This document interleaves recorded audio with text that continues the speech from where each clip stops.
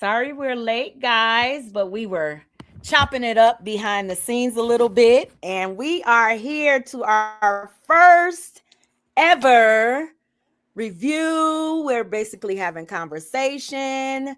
We're doing commentary about DMX. We had wonderful ideas about icebreakers and talking about so what's your favorite DMX song, because this live is really deep, y'all. The content that we're going to react to is very deep. It's so interesting too, and I hope you guys enjoy it. Everybody come on in, make yourselves comfortable. We know it's a lot going on in the YouTube streets, but baby, we are here for positivity today. Okay, all right. Hey everybody. Hey everybody, come on in. Come on in. Y'all come on in, kick off your shoes, whatever. Everybody in the chat, what up though? Hey, Chad. So Hey hey, y'all, hey. I so we can't see the got. chat yet. You can't see the chat. Hmm. Not yet, not yet. I'm about to get settled in, but go ahead. Okay. I'll be able That's to see that it in a dilly minute. dally. That's that dilly dally. Uh-huh. Yeah, it definitely That's that is. rigmarole. She on that rigmarole right now. You better stop playing. So Gonna yeah, have y'all fun. in chat. Let us know Oh, first off, what's y'all favorite DMX song? Let us know that. Yeah, Lord, if give me a y'all are, sign. yeah, that's your favorite. Mine's how That's it's my going Lord, give me a down. sign, baby, and X is coming for you. Can't do Mine nothing for you. mine's how it's going down. That's my favorite DMX song. And Slipping. They're my two favorite DMX songs. I think mine is Okay. slipping. I think mine is slipping. I love DMX I was gonna though. say slipping too. Yeah. Y'all some copycats. No, that's my favorite Can't go DMX wrong. song. Everybody, some same people can have a favorite DMX What was the song. one with EVE? That was long. Hey Lisa, I ain't seen you in a minute. Y'all Rough is listen. that Rough Riders? Yeah. I think so. The Rough Riders anthem. Mm, Yeah. mm. Yeah. That's how rough riders go. Yeah. Mm-hmm. I Stop, Oh, love that. yeah. drop, Stop. Drop. shut them down, open up shop. Yeah, that's it. Drop, Oh, open up shop. oh. That's That's how how Rough Rough Riders Riders roll. roll. Yeah. So y'all listen. I welcome each and every one of you guys to the live. I appreciate y'all. Listen, if y'all have any questions or comments, just leave it in the chat. We're gonna answer any questions, and everybody's gonna pause when they have questions or when they want to talk about something, because every single person on this platform found this live stream to be extremely interesting. And I want y'all to hear our opinions about it. We want to hear y'all opinions about it too. Hey, John Frank, welcome to the chat. Everybody, welcome to the chat. Hey, KW12, give life. Everybody in the chat. Alec, I didn't say hi to everybody. Spencer, hey, Denise, Candy, Give Denise, life, April, Sandy. Tandy. yay, hey, y'all. Hey everybody, y'all ready? Y'all ready? Let's get it. Let's get it. Okay, so we're gonna start it. Now, this is from this y'all, please subscribe to this channel because this is a wonderful. Wait, did we lose somebody? No. Did we? Yeah. Who did we lose? Millie. Okay. She got the link though. And we just lost Truthy. Yeah, what happened? Oh Lord, I hope to God that No, no, God. no, no, no. We good. They probably just I don't know. There's Millie. Millie's back. Truthy, I think Truthy was getting out the car. Okay. Millie, I'm you just saying back? because y'all know Yeah, I'm I got back. that notification Okay. earlier from StreamYard about all of Oh that. yeah, that's right. You did say your StreamYard was messing up. And shout out to Alec because Alec let me know that it happened to somebody else, and I went and looked for content, and it has happened to a few people. They talked about how StreamYard did that to them too. So Them too. okay, so here we go. Y'all hearing everything okay? Let's Yeah. get started. All right. A fact, I'm so excited about this show, y'all. I was born in Brooklyn, New York in the 90s. here, so I am deeply entrenched and I understand the culture and the impact that this sister has had on the culture in the background. And today we're about to shine a light on this sister here because we have a powerful woman, an author here, actually the author of Dying to Self, that is out here in the streets now. We're going to do a special giveaway for our people. This was the wife of the legendary icon, DMX. And she's got a powerful transformational story here that's going to change the lives of the viewers here that It's are buffering. tuning into the episode.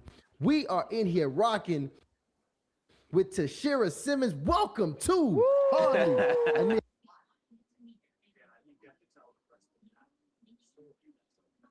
UP, do me a Thank you favor. for having me, man. What an intro. Yo, he blazing with that. Excellent.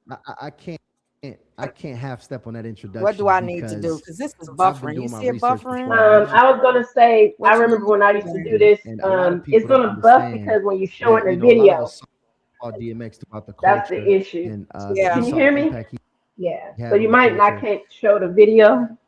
That's why sometimes I used to But Yeah, I like can you hear are pause you. really it. Should I show the battery. should I pause? Power. Convenience and power. Okay. You can pause it just to have the scenery, but I don't know if you will be able to still Yep. play it That and was, have it pause if you have working another device. behind If you closed have doors. another device and just pause it so you have a visual up at least. Yeah, You so know we what I'm don't have to saying? watch it. We could just we don't have to watch it. We Listen. could listen to it. Yeah, and just have a pause video with this wife up there. So don't. I hope that speaker is charged up.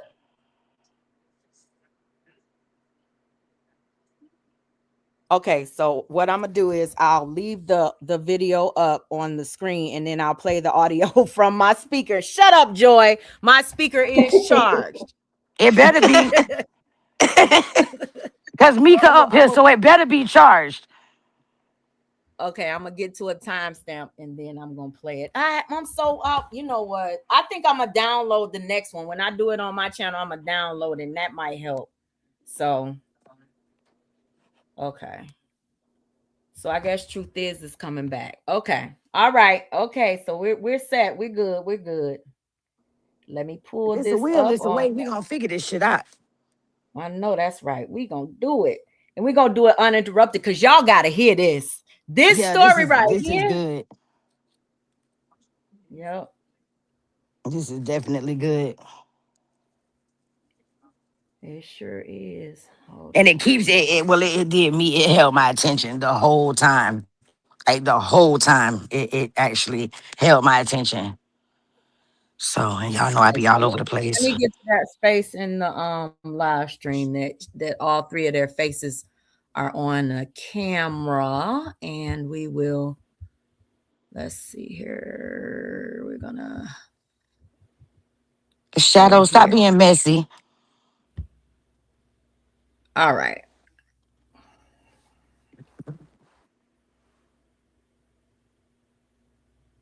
Okie dokie. Y'all give All me right. another little minute, little second here. I got it. All right. She looks like a lady that would be married to DMX. The story about how they met, like when they were so young and stuff, was like the first time she saw him, that was mind blowing to me. Only I had when heard she it had to before, go but like someone's birthday. So I'm not oldest of heard it. 7. So Ugh, when it was someone, not heard it explained that way. Okay, so here we are. We at that. I'm gonna come back to y'all. It's a lot going on. Okay, here we go. Now, let me mute for a second. Y'all talk for a second. Let me grab my speaker. Sorry, I didn't play. I know she fucking lying. She ain't Oh, lying. You I'm know how just she look do. at Mika to her. She ain't lying. It better be charged, Mika. I know that. Charged with batteries With charged with as extra backup. battery life. She better have some backup batteries. Power, yep, that was working behind closed doors. And I want to talk about that because you have an incredible story of transformation and redemption that I want to get into today. But again, there's a giveaway. She blessed us. She brought some books for us Yes, that I we're going to did. bless you guys with. I want you guys to go ahead and purchase the book yourself. The link is going to be down there in the description. But for a couple people, we will be Right. doing a giveaway. And y'all already know, guys, listen, buy the book first. And if by chance you also win the giveaway, we always set you straight and make you whole. So get the book first, then go ahead and get the giveaway. That's a fact. And this is the thing, I want to remind people because we're going deep, right? And you got to have your journal. Listen, all the secrets that you got this journal between you and God right here. That's a fact. That's a fact. So look, we taking notes. We documenting the full transformation. So make sure you get your Renew the Mind journal. And at this point, I feel like I want to call it the Renew the Mind Lux. It's the Lux edition. Ooh. Yeah, real class. It's velvet. It's gold. You know what I mean? It's sexy. It's sexy. That's Absolutely. dope. But you know, like Tyshawn stated, Miss Simmons, we want to dig into it. Please. And we want to really start all the way from the beginning. Let's go. So let's start at childhood. What did that look like growing up? So I was born in Manhattan, in Harlem, in Flower Fifth Avenue Hospital, which is no longer there. But my parents moved from there when I was 6 years old to Wyo, Yonkers. And I was a strict Muslim family. My mother and father were Muslims. I took my Shahada when I was 7. Wore the whole, always covered, always messed the name up, but always covered up, picked on because I remember kids saying, "Oh, what is Halloween every day?" Yeah, and I still I remember know how that. it is growing Yeah. up. Yeah. Especially in them times. And but so I could never come outside. It was always very, only unless we had to go like someone's birthday. So I'm the oldest of 7. So when it was someone's birthday or something, we could go out and get some ice cream and cake. So when I was 11, particular time I was going to the store, one of my siblings' birthday. I came out my building and I looked to my left. I saw this little boy, my age, 11, giving a command to a black pit bull. And I seen an old lady and they were like kind of creeping behind her. So because I grew up when there was only 5 stations, 2, 4, 7, 5, and 11, I didn't really have any real entertainment. So I'm looking like, what is that boy doing? Gives the command, get him. Grab the pocketbook from the old lady, the dog. What the dog grabs the pocketbook? Grabbed the pocketbook from the old lady and they take off jogging. And they pass by my building. I'm standing there watching the whole thing. And because of no entertainment, like real entertainment, I was like, what? Like, wow. It was the fact that he connected with the dog and was able to, the dog knew exactly what he was telling him to do, was so intriguing and like amazing to me. But so I'm looking like, wow, who are you? Like, and he looking at me with this smirk, like, you better not say nothing. Like that's what he gave me. Like, he was like, yeah, like you better not say nothing. But I've never forgotten about him. Okay, and that was Earl Simmons. That's your first introduction to DMX. My first It's in a trained dog robbery. Right. That's a crazy. trained dog robbery at 11 years old. Then I'm 14. Wow. Now my mom and dad is kind of letting the leash up a little. They let me get a job, and there was a block party. That's what block party was in then. They let me go. My mom was a seamstress. She said she was going to make some clothes for me and that, she'll be right back. I'm going to go to the store, pick up a few things. I said, okay, Mom. She never came back. Okay. So let's pause right here for a second. So you're the oldest of 7 siblings. Yep. And all 7 from both mom and dad. Yep. Okay. The youngest was 1. I was 14. You don't even hear that anymore. That's you don't incredible. hear that. And you 14 years old, the oldest kid in the family right now, and your mom just went to the store. The sweetest, kindest woman, always very loving. I don't think I've ever got a beating. It was from my dad. He's from Brooklyn. Red Hook Projects, real fast talking. They were total opposite. And she went to the store and she didn't come back. And, she did come back one day, but it was 5 years later. Okay, so unfold that for us. Like, how do you find out she's not coming back? Like what's the communication like in the household? How did the rest of the family, find out about it? So that night when I came back, because she never came back and she was seeming like she was making my pants for me, so I had to wear something totally different. I waited. My friend came and got me, and we went over to Soul Bombs, it's another project, where the block party was, and I had this feeling in my stomach because it wasn't like her. Everything she said, she did. She was very big on family. I went down to the corner. She wasn't there at the store. I went down to the other corner, and then another corner. I didn't see her. So I was having a really sick feeling. My friend came. I told him my mom never came back, and he said, "Well, I'm sure she'll be back later." They kind of brushed it off. We're only 14. I comes back. We had to always be back home before the sun went down. I gets back. We're in front of I went in. I felt this eerie feeling. Normally by that time she's making dinner. My siblings are in there. I come on the block. The siblings are still outside. Just everything out of order. And the house felt so eerie. No lights was on, so I had to go in, turn the lights on, just trying to give you a real visual that I was just like, something ain't right. So I went and sat in the stoop in front of my house. I waited till my dad got home. My friend wound up leaving because it was like 9 o'clock now. Before it was so much structure and order. Now I'm just sitting outside. My dad walks up the block. He's stench of liquor, you know what I'm saying, and drinking. And I said, "Dad, mommy never came home." And he said, "What?" Oh, all right, just went in the house. And I was like, you know what? No one seems to care about me. So, I'm going to go to sleep and she going to probably be there when I wake up. Nope. I remember smelling food and kids running around and playing and laughing. So I jumped up like, oh, I can't wait to see my mom and see like what happened. Like, you didn't make my pants. You got home after hours. Like, what's going on? No, it was. And I heard my dad talking a bunch of his friends, and they were like literally like talking about like, where can we go? Like, could we got to check morgues, emergency rooms, jails, parks. Like, and I'm like, Dad, what's going on? Is mommy here? No, don't worry about it. Just make your brother and sister something to eat. And I was like, he said, finish up, because I guess he started.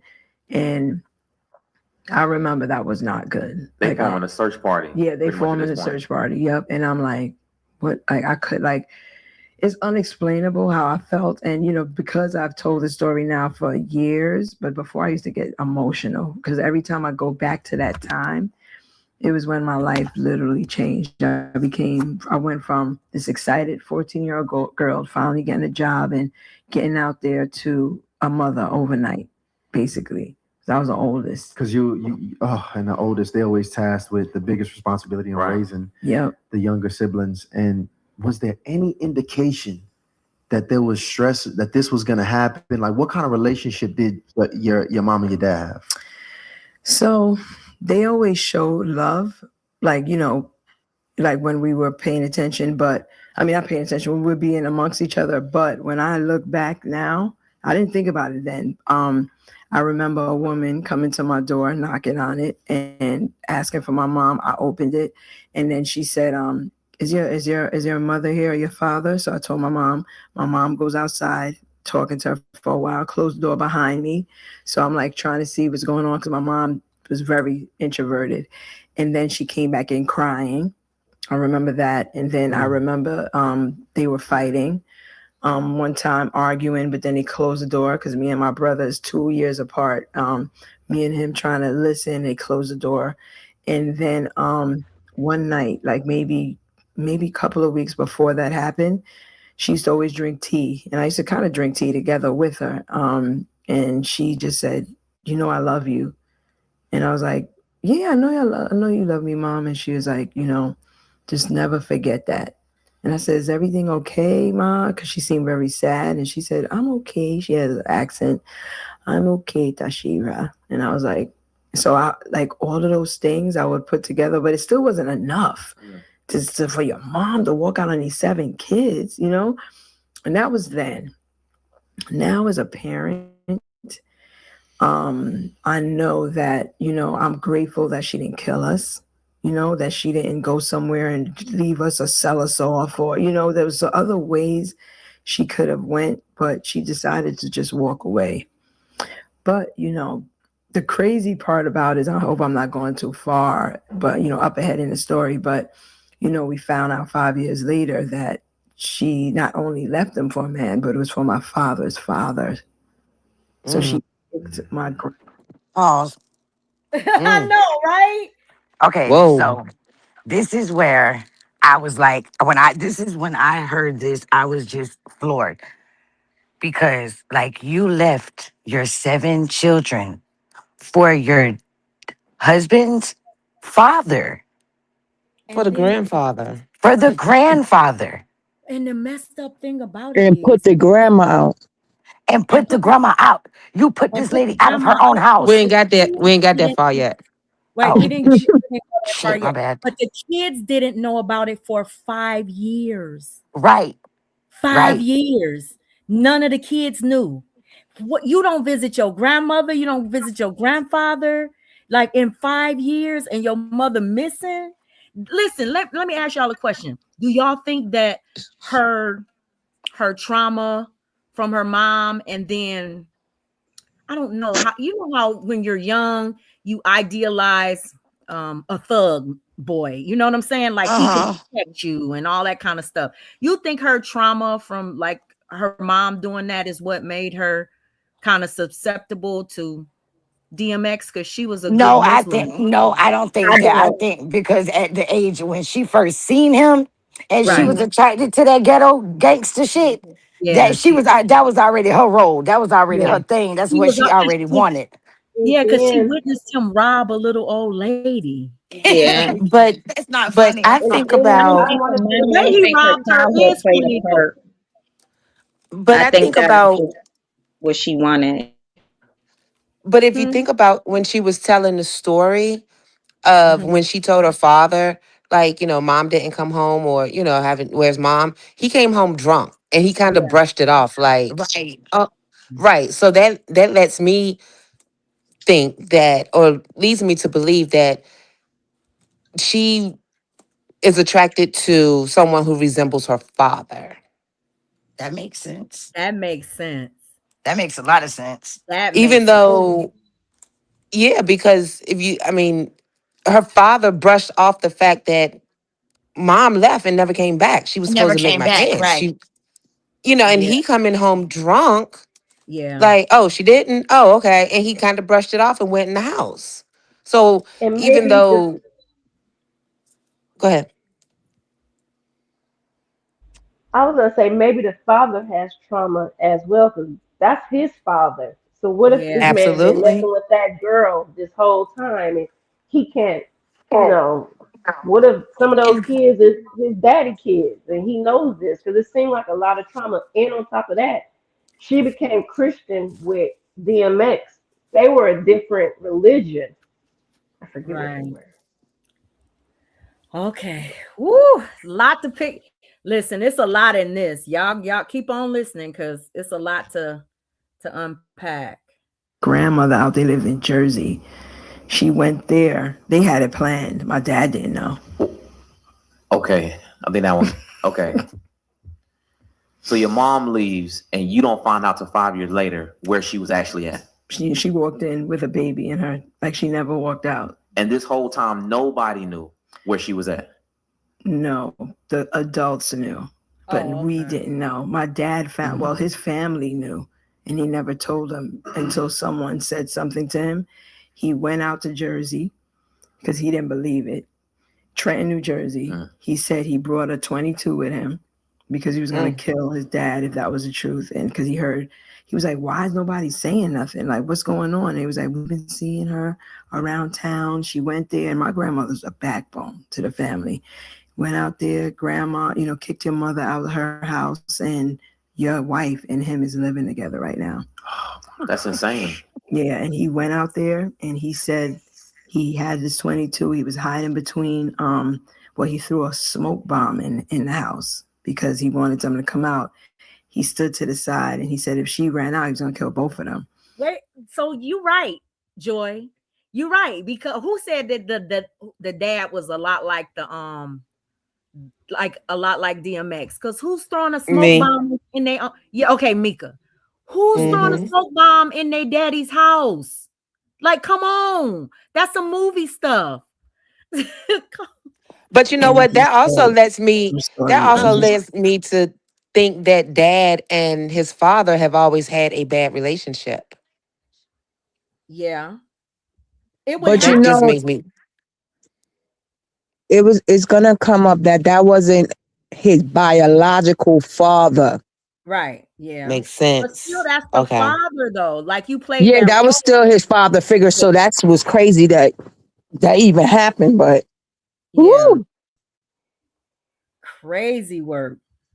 that while he was on his side, someone looked at him out the window from the other house that he was hiding in between, and he said he right there he knew that he couldn't do that because he would have been seen, and then he thought about his 7 kids that he had back at home, and he put it away. But he saw my mom run out with a tank top and some shorts. Wow. Okay. Yeah, this That's is a real lot. life. Yeah, Yeah. this is a lot. It is a lot. Well, do you have any idea at that time what your because and I just want to make sure the audience knows what's going on. Your mom leaves the family and her husband, your father, Mm-hmm. for his father, so the father-in-law, and then your grandma moves out. Yep. Did you have any idea what kind of relationship he had with his father at the time? Is that something that, looking back on it, that is like, okay, something like that could have happened, or it was a complete surprise to the family? Like, how does that? Well, now, because I've asked a lot of questions, as I Okay. got older when I found out. But one, I found out that that was not his biological, but it was the only father he knew from 7 years old. But that's the father that raised But it him. was the father who raised him for sure, That's, right? that's still So his that father. don't make any difference. But Right on. I found that out from that research. Then they had a great relationship, but he um was known for messing with a lot of younger women on my grandmother. Mm. And, my mom was a perfect target for him because my dad was cheating on her. I found out, that the woman was one of them who came to the door, who I answered it for. Oh. So I guess it gave my mother, I guess she was tired. My dad was very verbally abusive when I think back. Um, just really keeping her in a capsule. She was very submissive. That's what she believed. Her culture, I guess that time, old school. Listen, I have pause. you girl. Go ahead. Go I ahead. was gonna say that's crazy because you see how she said that her dad was verbally abusive, right? Right. And then she get with DMX, And he and he was also verbally abusive to her. So, like right. Mika said, she was already attracted to them type of men because that's what she grew up around. Yeah. Yeah. Because And then who the other gonna? thing, how Okay, she sorry. makes excuses for her mom, kind of the one that actually abandoned her, could have took her Right. out of the situation. She seems to make excuses for her. You know what I'm saying? Just kind of like my dad did this and my dad did that. Like she understands why her mom did everything Left, that she right. did. I She still don't wasn't angry. Yeah, she wasn't angry that her mom left them for 5 years, and she became, like she said, the mother a figure mother because she was the oldest. Yeah. At 14, she became a mother of 6 siblings. Crazy. And think about at 14, she had witnessed a lot. She was the oldest. She had seen the ups Yeah. and downs within the household between her mom and her dad and the fussing and the fight and things that she, may or may not have talked about. But um, at Yeah. 14, for that to happen for 5 years later and then putting the pieces together some years later, it probably resonated within her. Like, maybe her dad was, pushed her out, mom, but she knew what happened in that household. So, of course, she's going to protect her mom. I Yeah. have a question because she said her mom came back 5 years later with a baby in her arms. So her mom had another baby with the, because she Yeah. didn't say She came back Yeah, she pregnant. did. She had a baby by the father. the father. Wow. Yeah, Yeah. Yeah. disgusting to say the least. Mm, mm, mm. Who, you don't really challenge your husband on things, and you allow them to be them. Because and how I know this is because I had a conversation with her way down the line, and I asked her, why did you deal with the stuff that you dealt with? She said, oh, because it's the American way. I'm like, no, it's not. Because she never could understand why me and ex broke up. She was like, that's your husband. Wow. And I was like, yeah, but he messed up. That don't even make. Go ahead. That's what I want to know. What nationality is her family? Because she said that's the American way. Like, I think her what? mother is from the islands or something. They're Okay. yeah, I think she's Jamaican or I don't know for Either sure. Jamaican. It sound like they might be Haitian or like West Yeah, Indian. yeah. Sound like West Indian a bit. So what I don't understand is why her mom told her to stick with DMX and she walked out on her husband and her 7 kids for his daddy. Like I don't understand why she would say stick with The X. money, the fame. I'd be my first thought was maybe religion. But she did it and had a Religion baby with again. her. Religion. Ugh, That's girl. what Yeah, religion. that's what I'm getting from it is religion. Maybe that wasn't a big stain, her going off with the father because of whatever how they were raised anyway. You know what I'm saying? Because they have multiple wives, they switch wives around. You know what I'm saying? So that's what I was gathering Not from when the what I heard. daddy, not when the Huh? daddy trying to off the stepdaddy. When I say that, when I say religion, I mean it in the sense of a lot of them don't practice what they preach. That's what I mean. Mm, and maybe I people just think that change whole statement just sounds. I'm with UP. How can you tell me that when you did it and then you say and it's the left the American kids. way And left the kids. Like and That left the ain't no kids and American come way. back? Yeah. Yeah, with a child. You come back with the child. That just doesn't sound right. Like, yeah, yeah. Yeah. but I don't. Don't I put don't that on know. no but don't put it on no Americans. That's your way, lady ma'am. And they didn't. They didn't Yes, mention ma'am. religion as being part of it. So Well, I, maybe they I will. We'll keep listening. maybe. I'm not supposed to. That's not what I signed up for. And I gave him numerous chances. But I realized her Hey, everybody mindset in the was chat. definitely way different. And it all I'm sorry, y'all. I'm multitasking because we got a back chat. They telling me when to pause too. So when I see everybody in the chat. Hello, everyone in the chat. made sense. But she's obviously a little off because you don't leave your 7 Yeah, kids she said it. and She then, said she a little kick off. out your grandma. But can I just tell y'all though? Is it okay that I just be, because I don't want to miss this part. So I started doing a lot of research just on, family generational things, Yeah. like on how what happened before. So I found out that my grandmother, my mother's mother, abandoned my mother. I Wow. found out that my father's father did the same, and my father's mother abandoned him when he was like 17. She was, I guess, being bad in school, and her mother sent her away to our aunt and uncle's house. And she had an affair.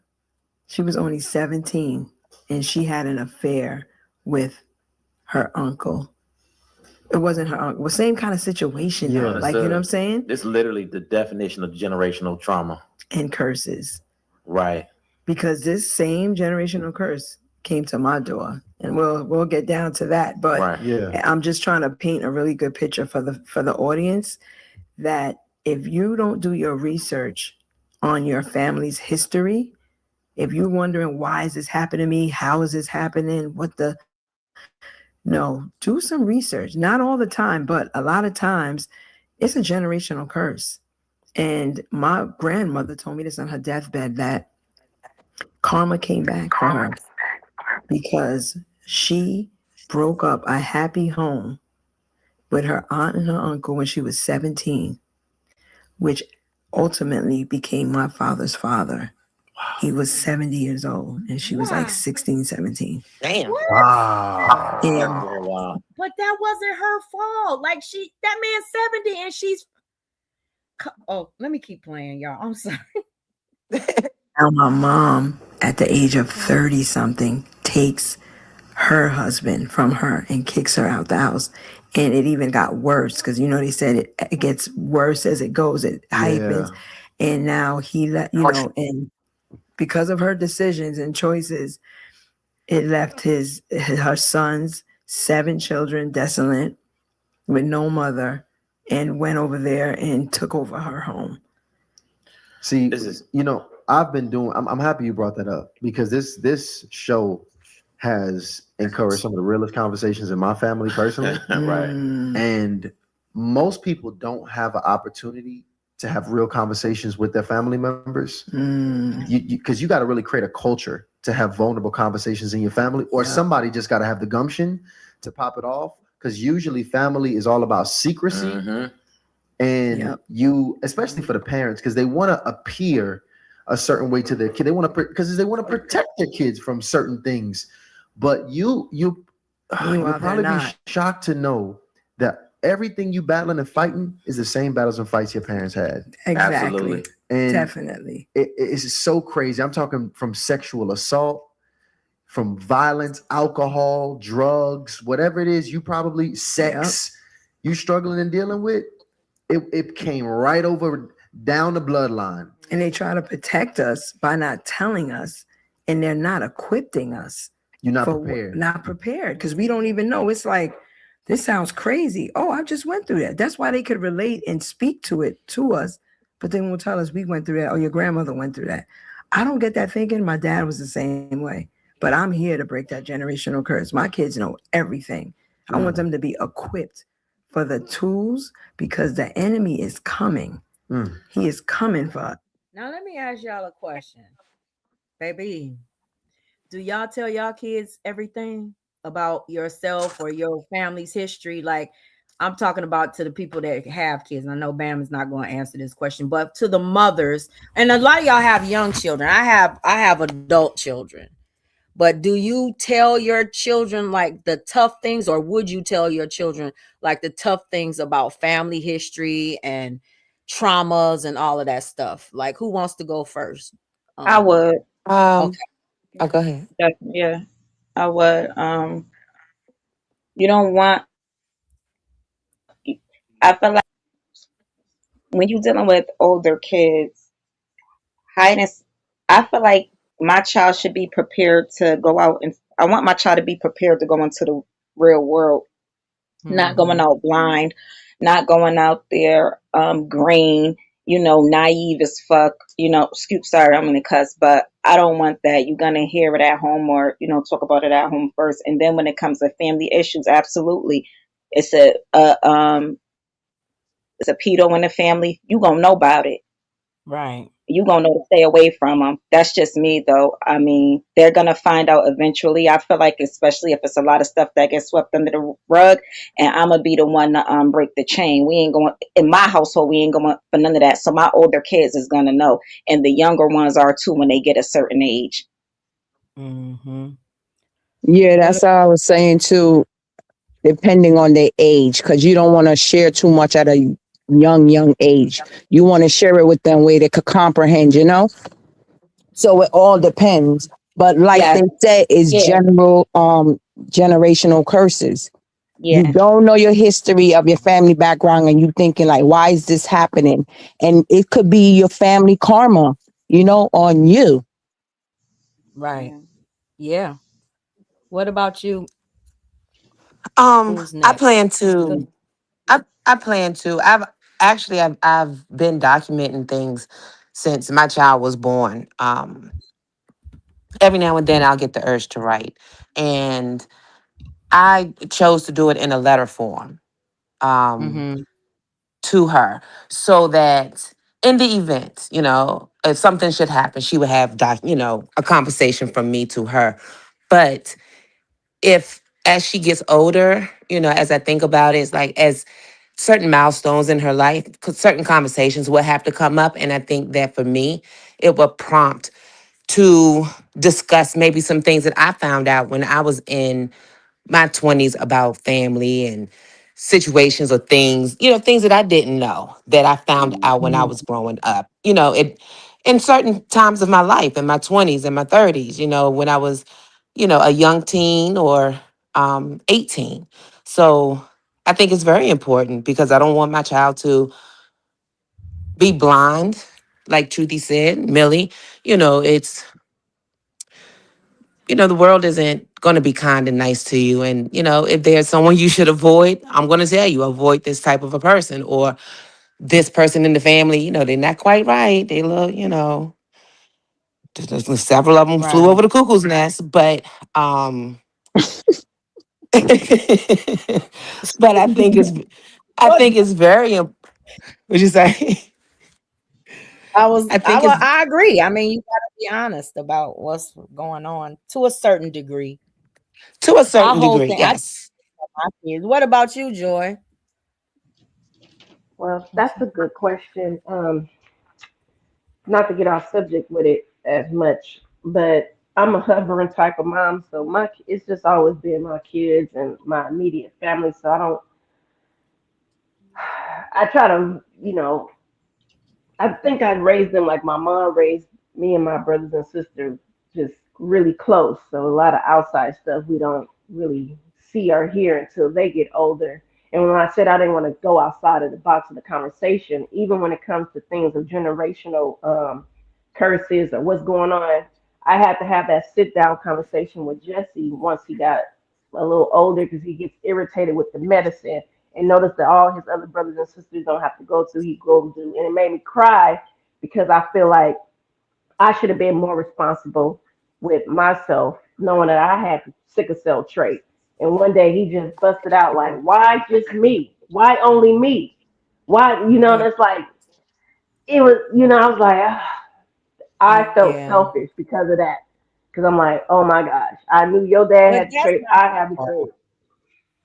Yeah, no, That's but it's like what I said. I didn't want to get out far away from what you guys are talking about, but it still kind of, aligns with it because we do have to Yeah, talk to them Yeah, about it things of that does. nature. 'Cause yeah, yeah, it does because yeah, that's medical history, and a lot of us and that's true. It's not irrelevant, and it's not, really not off topic because it explains what your lineage is, what your genealogy is, and what your family has been through. So medical is a part of it, and hiding that or like not exploring that further can, cause problems. So it's Yeah, I had a family member hide the fact that they didn't have cancer and they were really close to me, and that kind of hurt me because they didn't want to tell us.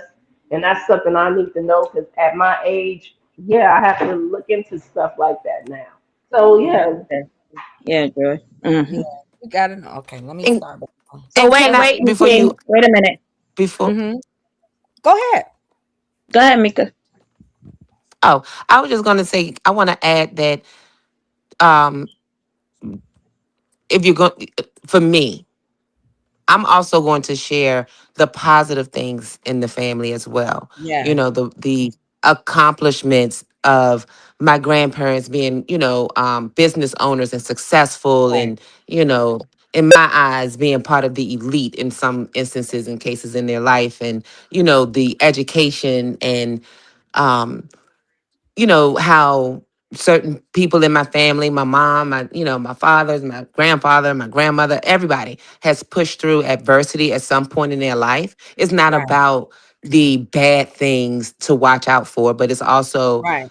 about excelling, be better than me. I've knocked down a couple of doors. Even if I knock down two doors, I want her to be able to knock down five doors, six doors. You know what I Right. mean? So it's always going to be a positive aspect to it too when it comes to, for me, what I tell my child. Right. I understand that. I and got can a I add question. one more I, thing? Uh-huh. For Bam, even though I know Bam, you said because she doesn't have children right now, but she does have siblings. And I remember, even in those conversations between brothers and sisters and sisters, they have to learn from each other as well. Because Absolutely. some people, parents Yeah, wasn't there I before they didn't were mean born. in a um I No, didn't I mean No, know. but that Joy, I that don't way have with brothers and Bam. I sisters. just was talking about I like thought the you had a because I brother. know for I'm me, the only child. I remember. But in this case, That's what I I thought can. too. I am I an only thought you child. were the same. No, I'm an only child. So, but my thing is this: when my mama was bringing me up, I was told about stuff in the family. She told me about stuff. I knew that she had a brother that was in Me prison because too. he was molesting children. I Maybe knew that's that. what I was thinking about then. Sorry. I knew that. Yeah. I knew certain things about the family. Like I knew she told me things. Like she always told me, and I respected that, and Yeah. I appreciated that because it made me aware of things that isn't family stuff that might be seen outside that you recognize, or you get like your intuition or whatever, what type of people to stay away from and stuff like that, Yep. because you were told and you were made aware of things that were happening. You understand what I'm saying? Like when her brother Yeah. got out of prison, he tried to come to the family house for Christmas or some shit, and I'm not going around you. I know what type of person you are. I'm not Yeah. going around you. And then he ended up DIE dead somewhere. So I don't know. But anyway, I I got a know this. My question. family was the same way too. Go ahead. Go ahead. I got a question that everybody can answer, whether your parent is still here or not. How would you feel if at this age you were to find out things about your family that your parents didn't make you aware of? Oh, That, I got. depending on what it is, Oh, it, I got a or good one. negative things, bad things, or take it from the top, whatever you want to, I'd probably be molestation, pissed off. whatever. Oh, I got an answer for that. I'd probably be mad, but at the same time, Mm. if it wasn't told to me for my the best interest of me, or because for what I'm, well, I don't know.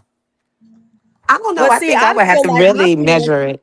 my mom and dad's business is not my business. You know what I'm saying? I feel like that. If it's not about me, if it was about my mother and father, if it was something that they went through, it's not my business. Just like I don't feel like my business, all of my business is my kids' business. I think that certain things should Mhm. be kept away Hmm. from your children. And I think that's a healthy thing to do because kids they shouldn't know everything about their parents. But Right. my daddy told us that he, was a felon and he had served time in prison and what he served time in prison for. He told us about the streets. About the My father streets. was one of those people that told us that we couldn't even watch TV when we were younger. My daddy told us we had to read books. I asked him, could I read any book that I wanted to read? He said, yeah. I said, I want to read Donald Goines then. He said, okay, I'm going to get you some Donald Goines books. He bought me Donald Goines books, and I read about pimps and hoes. As long as I was reading, he didn't care. You He know what I'm didn't saying? care. So it was kind of like he made me read. So and he wanted me to know all sides of life. My mother and father did. So I get that. I understand where but everybody's family is different though. Everybody's been through different things. Right. So And I feel like if it wasn't shared with me, it was for a reason. It could have been yep, to protect me. So who yep, knows? Not Yeah, to and I would tell say too much my of my my business. view and my view on it is I would really have to measure it against what I already know. You know what I mean? Like yeah, I yeah. I don't know if they said that if they someone told me that my mom had a child before me because I'm an only child. I would really have to measure it against what I already know and be like, oh, okay, well, good for them. You know what I mean? Like I just Right, like you because said, right. it's like that's my mom's business. So okay, all right, but that's a good question though. Yeah, it is. And I was gonna say I don't want to talk too much about my business like that, but I always look at my mom funny because she always say you a better mom than me, and she called me mommy. She like you are a better mom than me, mommy. And I never think of like that. I'm like, mom, you a good mom. She's like, no, because you actually listen to your kids. Like you actually listen to them little motherfuckers. I used to just blow y'all like scared it out my face. I'd be like, and I thought That's about that. that. I said, Yeah, well, no, that's maybe true. something to do with it. Yeah, I get what you're saying, Joe. I've experienced that part of it. I get exactly what you're saying, and my mom definitely compliments me and my sisters, when it comes to our kids. But to even answer my own question, I found some things out about my family as an adult. One of one situation upset me. But both situations hurt my feelings because I'm like, why am I just now finding this out? I'm 30 years old. Like I just felt like it was not fair. I was not happy with it, and I was very hurt Yeah, that me they too. kept that from me. Me too. I I found think out that depending on what it is. Sorry, UP, go ahead. no. I'm saying I found out that my mom and dad divorced on YouTube. Oh wow. I had Oh, I had no clue. Wow. Had absolutely no clue. Oh, And it was out when I found out, I was like, what happened? I was real I was like, what in the heck happened? So that it was very, very painful. Very, very painful. And what she told me was that it wasn't, I'm not even gonna go into what was said, but it was a and it was a very deep conversation. It helped me learn it. It actually and I wish she would have told me, wish she would have told us when we got older and stuff, or when she felt comfortable, her and my dad, when they felt comfortable telling us, because we didn't know. You know what I'm saying? I wish they would have told us and yeah. explained it to us, so we wouldn't have I wouldn't have had to find out about it like years and years later. I had absolutely no clue. So yeah, it's Damn. deep. It's hard when you Oh, find. yeah, I Yeah. don't like family secrets. I like the feeling of it. Like that's just like what I was saying. Like it depending on what it is, I think that it's it's different. Like it depending on what it is, and if it was to benefit the best for you or whatever, I think maybe that's okay. But just like shit that just blew my whole mind. They But I'm never gonna be lived in separate houses or anything like that. It was for another reason, which I'm not right. gonna No, go no, into. you know, I get it. It It's was just something when I found out about it, I was like, "What the fuck? Like that's real?" Because right, I asked her, I'm like, "That's real?" And she was like, yeah." And I was like, "Why didn't like?" I was like, "Why didn't we ever right. Where know?" the She hell was you like, been at? Yeah, it's true, "Yeah." motherfucker. Yeah. She was like, She said it was still on. Yeah, like what? I'm like, why didn't we know? Like none of us knew. That's None of us crazy. knew. But that's probably because it was for certain reasons, but they weren't Yeah, divorced she said though. it was They did okay. what they had to do. Girl, It was a girl, paper yeah, Right, it was a yeah. It was paperwork for thing, so it didn't matter. I wouldn't have told yeah, y'all either. Go on and mind your business. right. exactly. That's all it was for. So that's how I found out. But it was weird. Okay. That's crazy. Okay, let's go. Okay, let's go, y'all. Let's go. Okay, here we go. Us. Sorry. No, I'm with you. It's crazy because you get so desensitized, in terms of like when the father walks away from the family, Mm-hmm. because you hear about that all the time. Mm-hmm. You got guys, obviously myself, I'm sure, daddy issues, but you still always kind of like, well, nobody, most people I know don't have a dad, so you can kind of overlook that you and the people got issues. But I could not imagine being in a situation where I found out that my mother actually walked away. Yeah. And I know that, the entire family dynamic changes when a parent leaves the home. Me personally, me and my mother, I was her baby. Everything. It was everything. That was a very tight relationship, probably much tighter Mm-hmm. because my father was absent. But what was that for you? Like, how did that impact you at the point you realized your mother was not coming back? And how did it also impact the relationship with your father during her absence? Well, it broke me. I didn't. That's when all my insecurities started to seep in. I know that now. I felt very worthless. I'm like, if my mom, who carried me, for 9 months, walked out on me and don't love me, then I'm not lovable. I know that now. That's what I felt. And my dad, who was my best friend, and I talk about it in the book. My book opens up with betrayal. And I talk about how that spirit of betrayal tries to come in our lives and take us down. And my first betrayal was my mom and my dad, because my dad was my first teacher. We went out together. We spent a lot of time. He talked to me about men and my value and never give your cookies up. This is what he called it, because I was only like, 11, 10 years old. And as soon as my mom left, because we look a lot alike, he went harder on alcohol and drugs that he always was a drinker, beer, but not drugs. And I didn't know that though at the time. And he started calling me, a bitch and I'm gonna be a baby on welfare, and I'm never gonna be anything in life. And you better Wow. give me your money. Give me your money. I was only making $60 because I was working at Burger King. I'm 14, and he was like, "You're not living up in here without giving me something." I mean, he went from teaching me and uplifting me to tearing me down at 14. And Wow.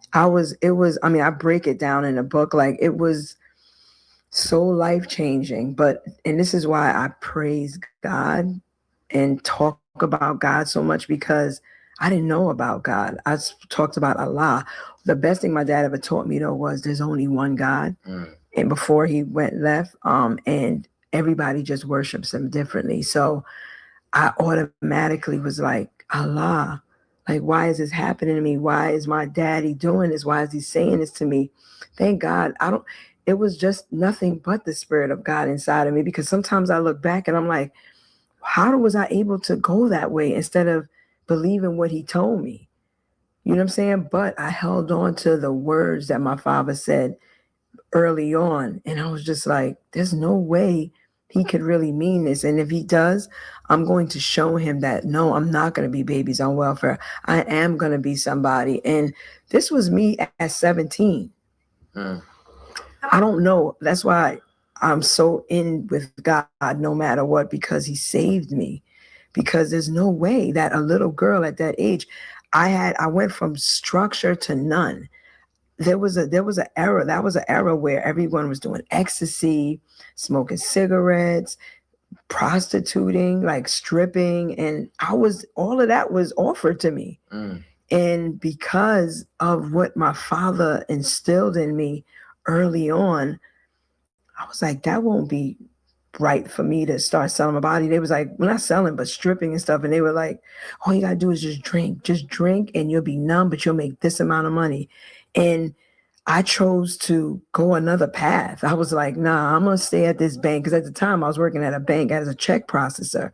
First I started at Burger King. Then I nailed a good job, like about, because me and Earl met when we were 17. So I started at 17 because I just had started that bank job. But I was like, I'd rather struggle, because it wasn't a big struggle back then, not like how prices are now. So I was just like, I'd rather do that and work 2 and 3 jobs before I get numb and dance around and show my body. And I think that had a lot to do with Islam. God has a way of, you gotta give some credit. You gotta pull the good out of the bad. Like, had I not been covered most of my life with the hijab, I think it's called, I probably, who knows, maybe I would have felt comfortable doing that. Wow. But because God had already set me up and make me feel like my body is my temple and I'm not supposed to show it, when I was able to do whatever I wanted to do, I said, nah, that's not the route. I can't go that route. So I want to ask now, because I want to go into the upbringing now for DMX, because he comes into your life. You gave us an introduction of how you saw him, but was it 17 years old? Is that when the Right. relationship gets serious between you guys? Well, we meet in a club. My god sister was dating his DJ, and the DJ said, "Tell Tashira that my artist DMX wants to meet her." And I was like, "Who?" I was like, he's a local rapper, like, and he, that's my artist." And I was like, "I'm not interested in meeting him." And I literally said that, and it's in his book too. I just finally read it. He's called Dog Love. His chapter for me in his book. But Oh, you finally read the book? finally, after 3 years, never read it ever, because I felt like I knew everything. Fans would be like, "I love Dog Love. It's all about you." And I was just like, okay, I know our story. But 3 years later, after he passed, I had the guts to do it. But he literally comes and taps me because he wasn't taking no for an answer. And as soon as I turned around, I swear on my life, turned around because, I met her. Okay. I was in School Street. School Street was not a place that you can go in and out unless you knew somebody. So I was in there with a friend and I saw him coming out with a dog. And I was like, oh my God. I was like, who is that? Who is that? And she was like, you don't want to know him. He's like, he's problems. He's in and out of group homes. He's like, you don't want to meet him. I was like, no, I do. What's his name? She was like, that's Earl. Who asked me to pause? I don't see who asked that. One of y'all asked me to pause. I didn't hear nothing. Oh, Girl, okay. that was 30 minutes ago. No, it says 10:11. It's ten Oh. thirteen, 10:10. Oh, Oh, I that's Joy. She's asking, can we hear her? Say oh something. no. If you talking, I don't hear you, Joy. Yeah, we didn't hear you, Joy. We can't hear you then. Might have to come back, drop down, Yeah, come drop back. down and come back, Joy. Oh, Yeah, okay. drop down and come back. Okay. Okay. All right. And I was like, oh my God, because I remembered him from when he took the pocketbook. So then now, when I see him at 17, because I was around 15 now, I can do whatever I want to do. I see him at 17. As soon as I turned around and it was him, I was like, Earl. And he said, Tashira. I was like, we both at the same time. I was like, you know me? Like, you know my name? And he's like, yeah, I remember you when Blackie took the pocketbook. And he was like, I always thought about you. I always asked about you, but I didn't know your name. I just said the girl from Linden Street, but nobody knew who you were. And he said, when you came in, I saw you and I was like, yo, who's that? And he said, that's Tashira. He was like, tell her I want to meet her. And I was like, but he told me DMX. He said, oh, that's my street name. Like, I do graffiti. That's what he was just doing when he do graffiti, and he started this artist thing, like to be a rapper. And I was like, and that was it. It was instant. Like me and him talked for hours in front of this club called Arthur's that was really known.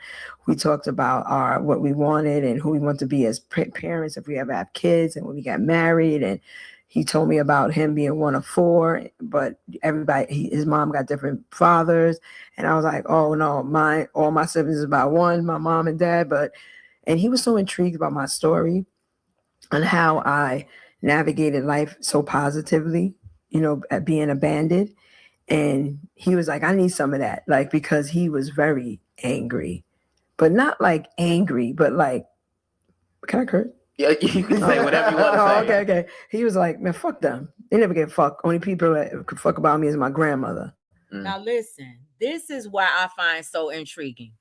She's been through so much trauma, abandonment and everything. Her father trading on her because she looks like her mom, and still DMX is more traumatized than her. Think about that. Everything that she's been through, DMX has been through more. Think about that. It's kind of like they trauma bonded. But the traumas are so, his trauma was so much greater than hers. So much greater than But hers. she still had the trauma, so he knew she still felt his pain. And, like, because Yeah, they've been through the same thing. His might have just been worse, but so they basically trauma bonded. But they trauma yeah, bonded and it turned in, well, I mean, it was apparently love, but once the trauma bond, well, maybe they fell in love, but trauma bonding still played a part in it because it's yeah. definitely how it sounds. Yeah. They bonded because they were familiar to each other. Right, right. That's what I was They were basically trying to familiar. say. Yeah, they were familiar. They both had similar traumas, and they both, it was all, basically family oriented, all around family, all around what they've been through, growing up. I don't care what, this is a very, very good Yeah, because it ride. seemed like he's saying his grandma raised him, like his mom wasn't in the picture for some time as well. Right. Yep. Mm-hmm. So my father fucking walked out. My mom always talking about, this is uncle, this and that and the third, but he up in the room where, you know what I'm saying? They locking the refrigerator. Like, yo, he was just going on. And I was like so intrigued. I was like, he's a real wild boy. Like, you know what I'm saying? Like he's out here, he's strong, he don't care. But he had such a soft side to him. I could feel his love and emotions. And it was like targeted towards me though. Like you can tell, like he must have not must. I mean, he told me, he said, as we got started to get to know each other, started dating, he was like, I used to dream about you, that you was a princess, and I was a lion. Cause remember we young, like you was saying, you was the only one that could tame me. And I was like, I used to dream that you was gonna save me, and because I was like so lost, and my mom and dad left. I mean, it was really love at first sight, and I'm like, he's my soulmate. Like, I mean, I'm sure there's someone else out there for me. I'm starting to say that now. Good. But I know when I met my soulmate. You know what I'm saying? So I don't know. I just went and left y'all. No, So I no, no. don't know. That Okay, that's okay. really incredible. I mean, now I do got some questions Please, because and make it you hard. you Go hard. Like you, I you met don't him, like. right? Please, Okay, good. Because because I mean, you met him. It was committing the robbery. With robbery, assault, or whatever. I mean, it's the dog oh, he's a stealing the bad purse. boy. Right. You know from friends, from credible sources that he's in and out of group homes and stuff like that. And you saying he's got this very aggressive edge. But you see how what I saw, right? Even though people's like, you're gonna wake up and have all your stuff gone. You see what I was seeing, right? Yeah. Well, and that's my concern or my question is, did you have any idea where that type of relationship could go, or was it all just, hey, I'm in my emotions, it's all love? Did you have any foresight into what might occur down the line? I'm gonna be totally honest with you. I was very intrigued by I didn't have any structure. And I was at that time before then, I grew up in a household that I was told and had to follow every rule. I had no voice. I couldn't, say how I really feel without getting shunned or kind of cursed out, to be totally honest with you. And don't think like that. And this is how it is. To getting out there and meeting this person who I was excited about. He said I was in a group home. It was sad. His mom left him when he was 7. She told him that he was just going to check it out because he was so bad in school. And she left him and she abandoned him. But to see who he was, like I got his grit. Like I got the reason why he was just like, man, I done seen it all. He's only 17. And he's like, I done already seen it all. And God is real. And he got me to this place. So I don't care. Like it's my own law. It's what I say. And I was just like, yes, like this is at 17, I was like, yeah, we Bonnie and Clyde. I'm about to be right. Like whatever you say, like I'm going. Like, and that's because I finally found somebody that didn't want to live life in a box.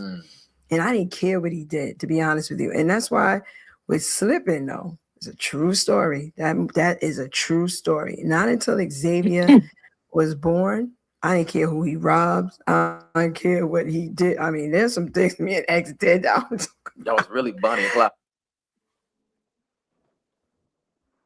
Go ahead. I paused it. So thank you. So did I had walked away and came back, but I heard it briefly that his mom abandoned him. That's what Yep. she's okay. At 7.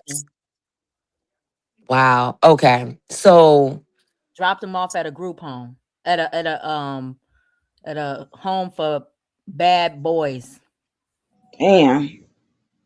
at s- 7. and I'm pretty sure, of course, the as the interview goes on, some more things might be explained. But you had asked earlier, or you mentioned his trauma is her. He seemed to have taken the trauma worse than she has in her own experience. Like her trauma, definitely played a Well, part in her life or her experiences, but his seemed to have really traumatized him. And I think, I don't know if you were trying to ask or make a statement of, ooh, I'll say this, what I got out of it is listening to her. She's a strong woman. she is. Like, Yeah, yeah.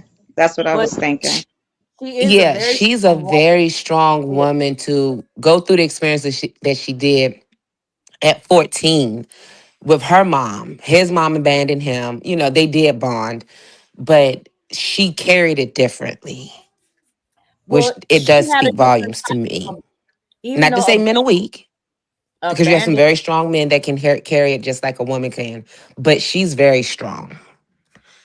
Okay. That's all I got. I know, but abandonment was different for both of them because when when Unpause. her when her mother abandoned her and her 7 kids, right?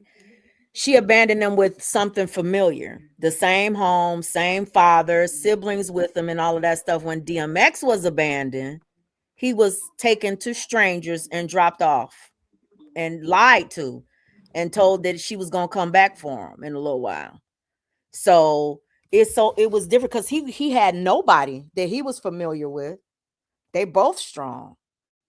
Both of them are strong. DMX and her. Okay, here we go. Me and him was Bonnie and Clyde. Like we were like the people who were supposed to love us the most let us down. But we loved each other. We were dysfunctional, broken kids that found love in the most craziest way, and we were loyal to that too. What's interesting to me is because again, my mom used to play DMX all throughout the house, and his albums were always like an experience because it was a mixture of his music, it was a mixture of these prayers, it was a mixture of like stories that he would tell. It was so Wait much a that minute. would Can all of happen, so y'all you almost hear? like really wanted to hear from front to back to Yeah, I the can way hear. the album was Oh, structured and okay. how he put it together. And it makes sense, but I didn't know this till you said that DMX was actually a Christian, and Yeah. you were at this point Islamic. Mm-hmm. So how did that work? How did those conversations happen? Because I can imagine you had some deep conversations. Yeah. Because probably at this point his dog and God was all he had. Yep. At that point, Yep. so And Boomer was right with us, rolling. rolling. So what was that like? And how did that impact your faith at the time? So his faith was so strong in God. He literally believed in this Oh, unseen force that he was able to tap into, Who regardless of said? what he did. He said he loved me for me, and he sees me, and he moves for me because he understands me.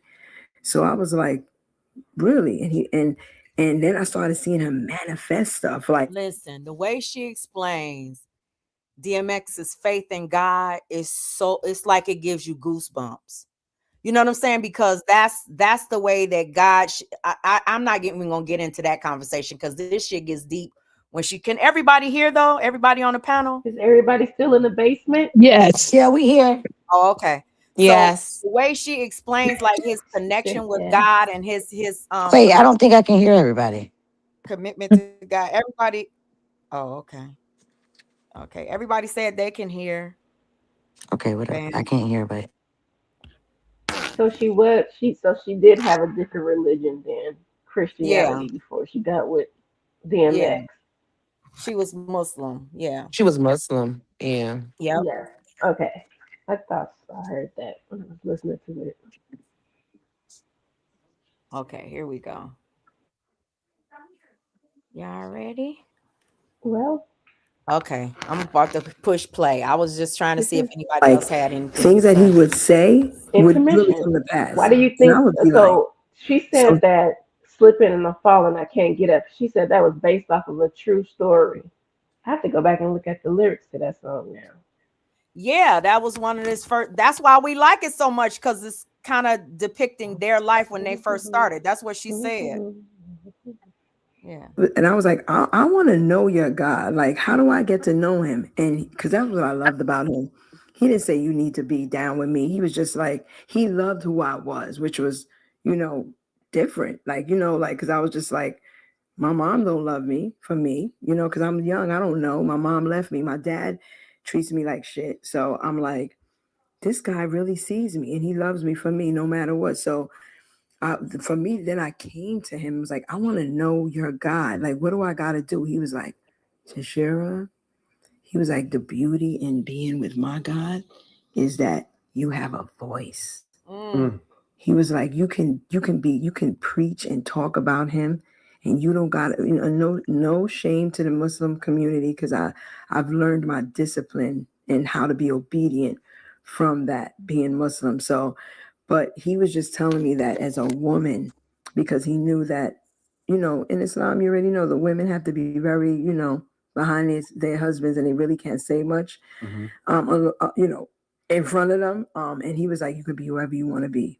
And if you fall, if you fall short or if you sin, he was like, he still loves us, Tashira.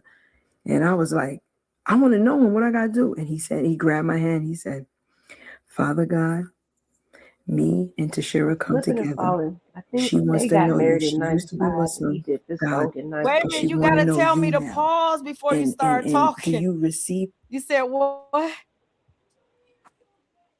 Somebody said something.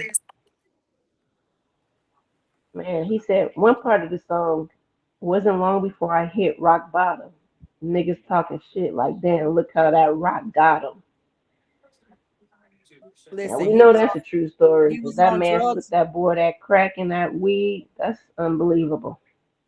Yeah, he was on drugs when they met too. So okay, let me finish playing this, y'all. Hold on. In Jesus Christ. And he said, say amen. And I said, amen. He said, you now you're a Christian. And I was like, That's dope, though. Cause fully converted. Extroverted on the X spot. converted me. I was like, I didn't even think about that till just now. I'm like, You're like, no. you down now. Oh We my good. God. And this was like maybe 19 years old. And I was like, I'm a Christian now. And after that, I was just still behind though. Like he prayed every morning as soon as we got out to bed. To Shira, come on, let's go. On our knees. And he'd just be praying. I mean, this is the first 10 years before his fame and before even anyone even knew him. And that's how me and him rolled and rocked. Like we were damn near homeless a few times, like where we was living with family, and people used to be like, "You got somewhere to go? Why are you running around with him?" And I was like, "Cause wherever he go, I go. Like this is my family. Like you know what I'm saying." So we was living up, and his grandmother, God rest her soul, she was the, she was the. She was everything. She loved him so much. He never did any wrong. So we used to be staying with him, with her. And Everybody then I hopping had down. Xavier and, our first child. And I was like, oh, we can't do this no more. Though. Like, we got to get a place. And then we found one, through public assistance. You know what I'm saying? We got some food stamps. We were chilling. Like, we had God and we had our little one son. And he was on, on the hustle. And I got a job at the bank. And he was like, he came out with this song called A Born Loser. That was his first, I don't know if a lot of people noticed, but that was his first hit. He was on 97.1, Hot 97. They played The Born Loser. He signed a single deal with Columbia Records. We were like, we about to be rich. Oh my God. Like we rented a car. We went out there. They gave him a little check. And his father lived out there. So he haven't seen his father since he was like 5 or 6, whatever. So he was like, I want to go see my father. And we went out there. We were so excited. And then they dropped him. And that was really bad for us. We was like, damn, we spent all our money that they gave us so that we was back again at square one, just trying to figure it out. But we did it together. So how long did y'all date before you guys got married? 10 years. Y'all dated for 10 years. Yep. And you got married at year 10. Yep, we got married. He signed in 1998 and we got married in 1999. And when did your first baby, Xavier, come in the picture? He came in 1992. Okay, got you. Yep, and then this is when the demonic stuff came in. Okay, we're getting good poor now. little Christians, Yeah. God is our everything. We fighting everything. And I was pregnant with a baby before we got married. But I was on the road with him and doing the survival of the illness. And that was his first tour. And someone touched, everybody was touching my stomach. And next thing you know, 5 months in, they looked at the baby, everything was good. I went back and they said, the heart is on the other side, and I always mess it up. Sarcos or whatever. I always mess it up. Esophagus was no. That's when I learned that there's a drinking and an eating tube. They said it was just open, and I was like, "What? Like, Right, what does that mean? What does this mean?" So they was just like, hopefully go full term, and with some things we have to deal with. And I told Earl about it. We were like heartbroken. It was our second kid, and then. We were our wedding was planning. He proposed like, yo, it's time to get. So he was like, it's time to get married. Once we got in, like I was totally like naive. Like I was just like, I'm here with you. Like nothing's changing. And then he came, was like, nah, we got to get married. He was like, cause they don't respect you if you're not a wife in here. Like he was just always so. And I was like, okay. And we were planning and everything. One day my water just broke. Went to the hospital. Someone told us, a prophet, because now we in this business now. We deep. His 2 albums that came out, he did Belly. We with the whole the makeup staff. They did my makeup, and we're all talking about it. And someone said to me and X, they said, someone put something on your wife, and he said, what? And she said, someone who rubbed her stomach put something on your baby. Now let me ask y'all this. Now this is about to get deep for anybody who is I'm is glad you paused on that one. I was about to yeah, say the pause. yeah, so go ahead. Truth is, go ahead, because No, I got some. you go first.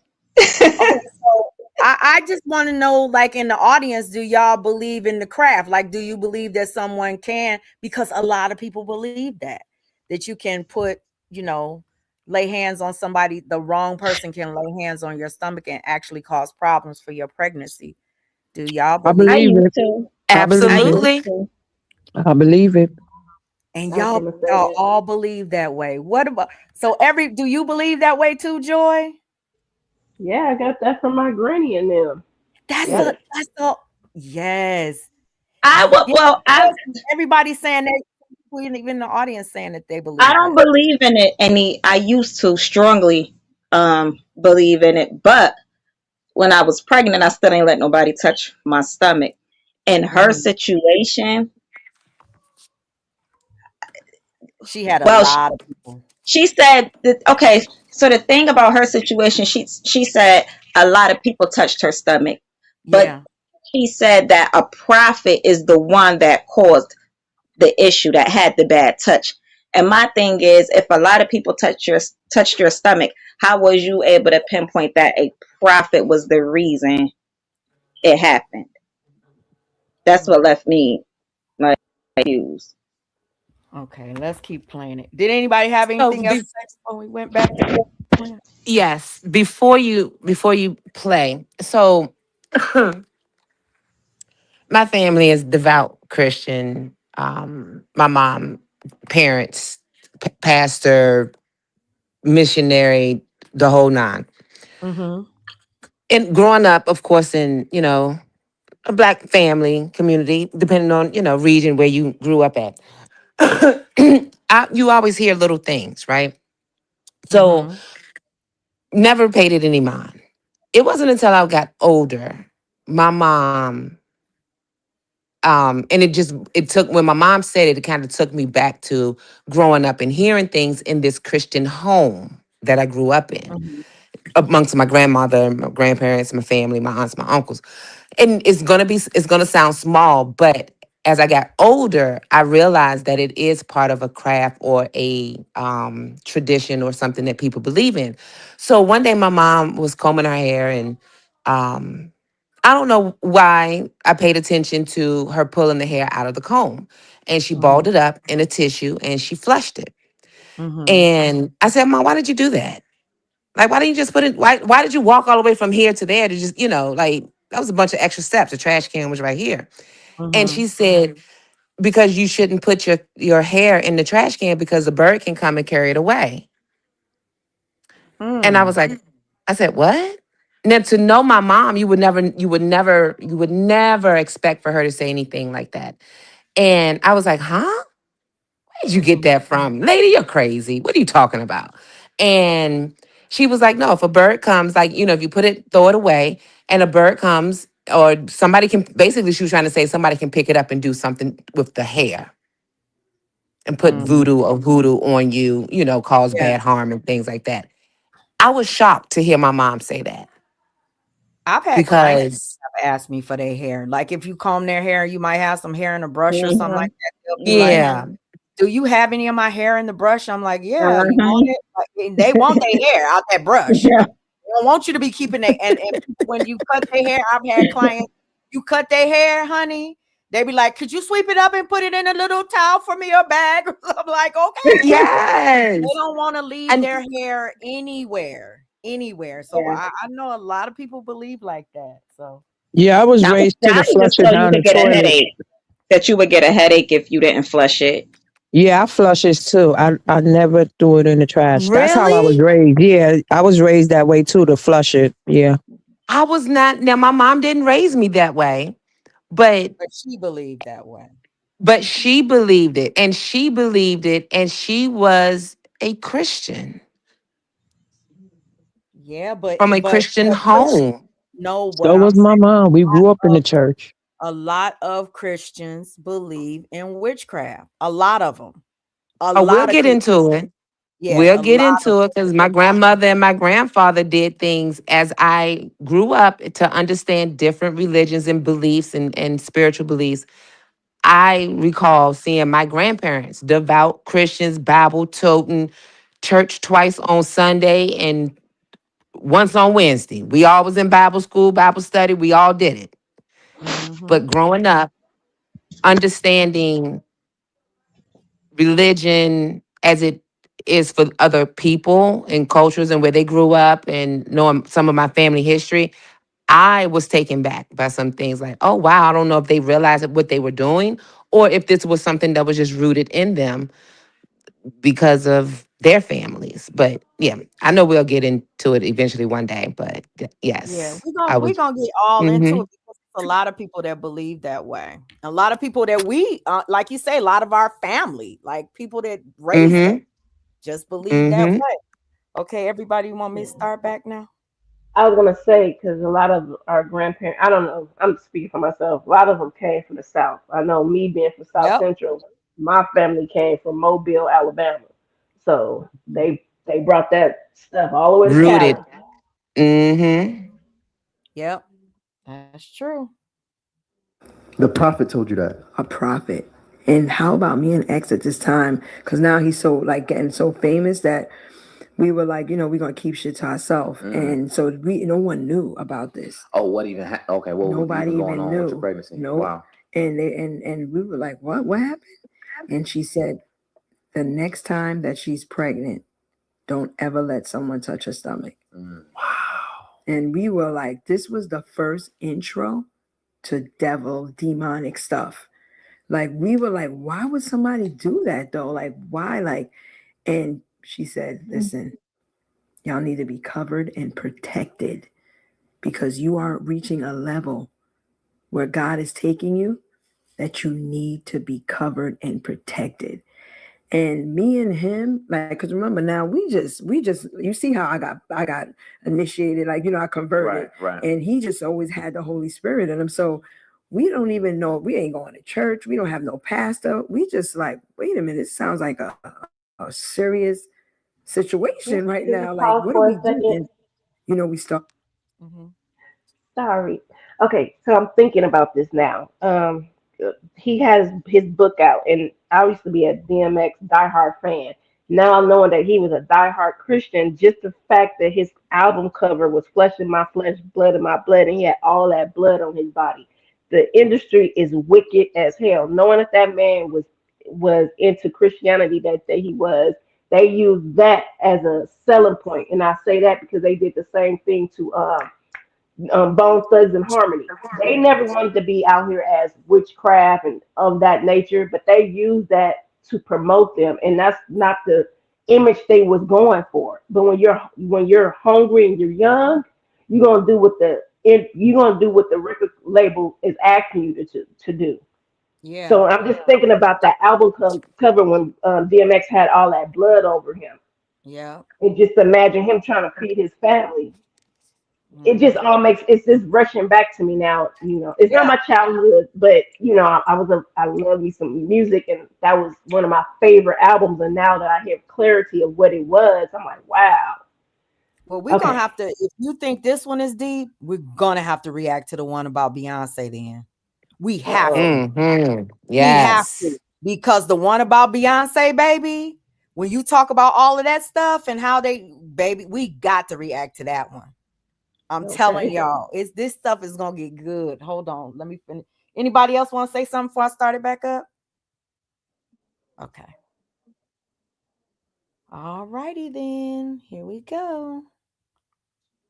To go to church, and we started to learn about all this demonic stuff, and but we didn't have time to focus on that, to be honest with you. We just knew that the next time, because I literally got pregnant again 11 months after.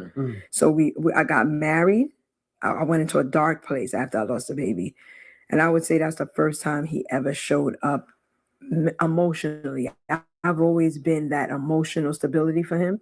I was gone. I don't even remember, to be honest with you. All I remember him giving me a bath and opening up curtains and saying to Shira, the wedding is 5 days away. I could have lost you, but I didn't, because they said it was some kind of poison in me that if I didn't get out in time, we both could have died. So that attack was from me and the baby. Wow. And X was like, we got to do this to show we got to move forward. And I pulled myself together, and it was really just a blur. And then we had our second baby after that. But it changed us. It changed us. And on the road, he was like, nobody touched my wife. Nobody touched his stomach. Like, he was really animated. He was like, okay, wow, okay. Like, and he was serious. So y'all was introduced to spiritual warfare. Yep. And you knew that it was, stuff out there to really shut you down. And exactly. And I knew this baby was totally functioning. And the next thing he wasn't, and it didn't make sense. And they were like, oh, this happens every once in a... And I'm like, nah, how do you go from normal to not normal? But I still wasn't really ready and educated to what's to come. Like, you know what I'm saying? Yeah. But what we did is we connected with a church. We started praying together. Well, we always pray together, but like with the pastors, we had a pastor always come and pray over our marriage every year. But we too busy to like really do, not real, we just like, okay, we know now we got to pray and make sure we cover ourselves. Yeah.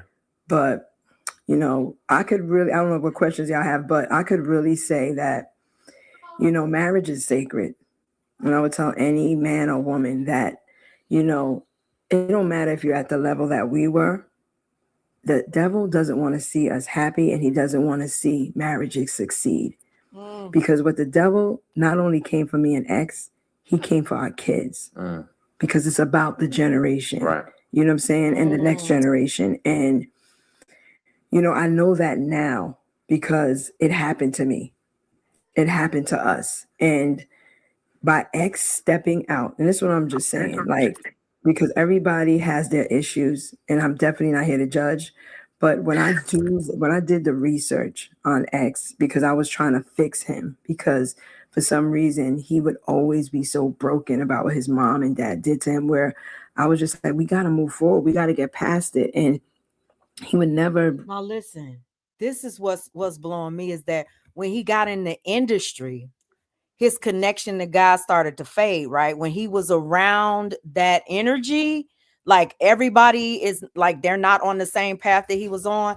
And she was saying that he was so broken and distraught by what his mother and father did to him, right? But as a young boy, he talked her through her traumas. He introduced her to, Christianity and God and stuff. Like, it seemed like he was stronger before he was famous and rich and all of that stuff, like stronger in his faith and all of that stuff, and being able to hold her up.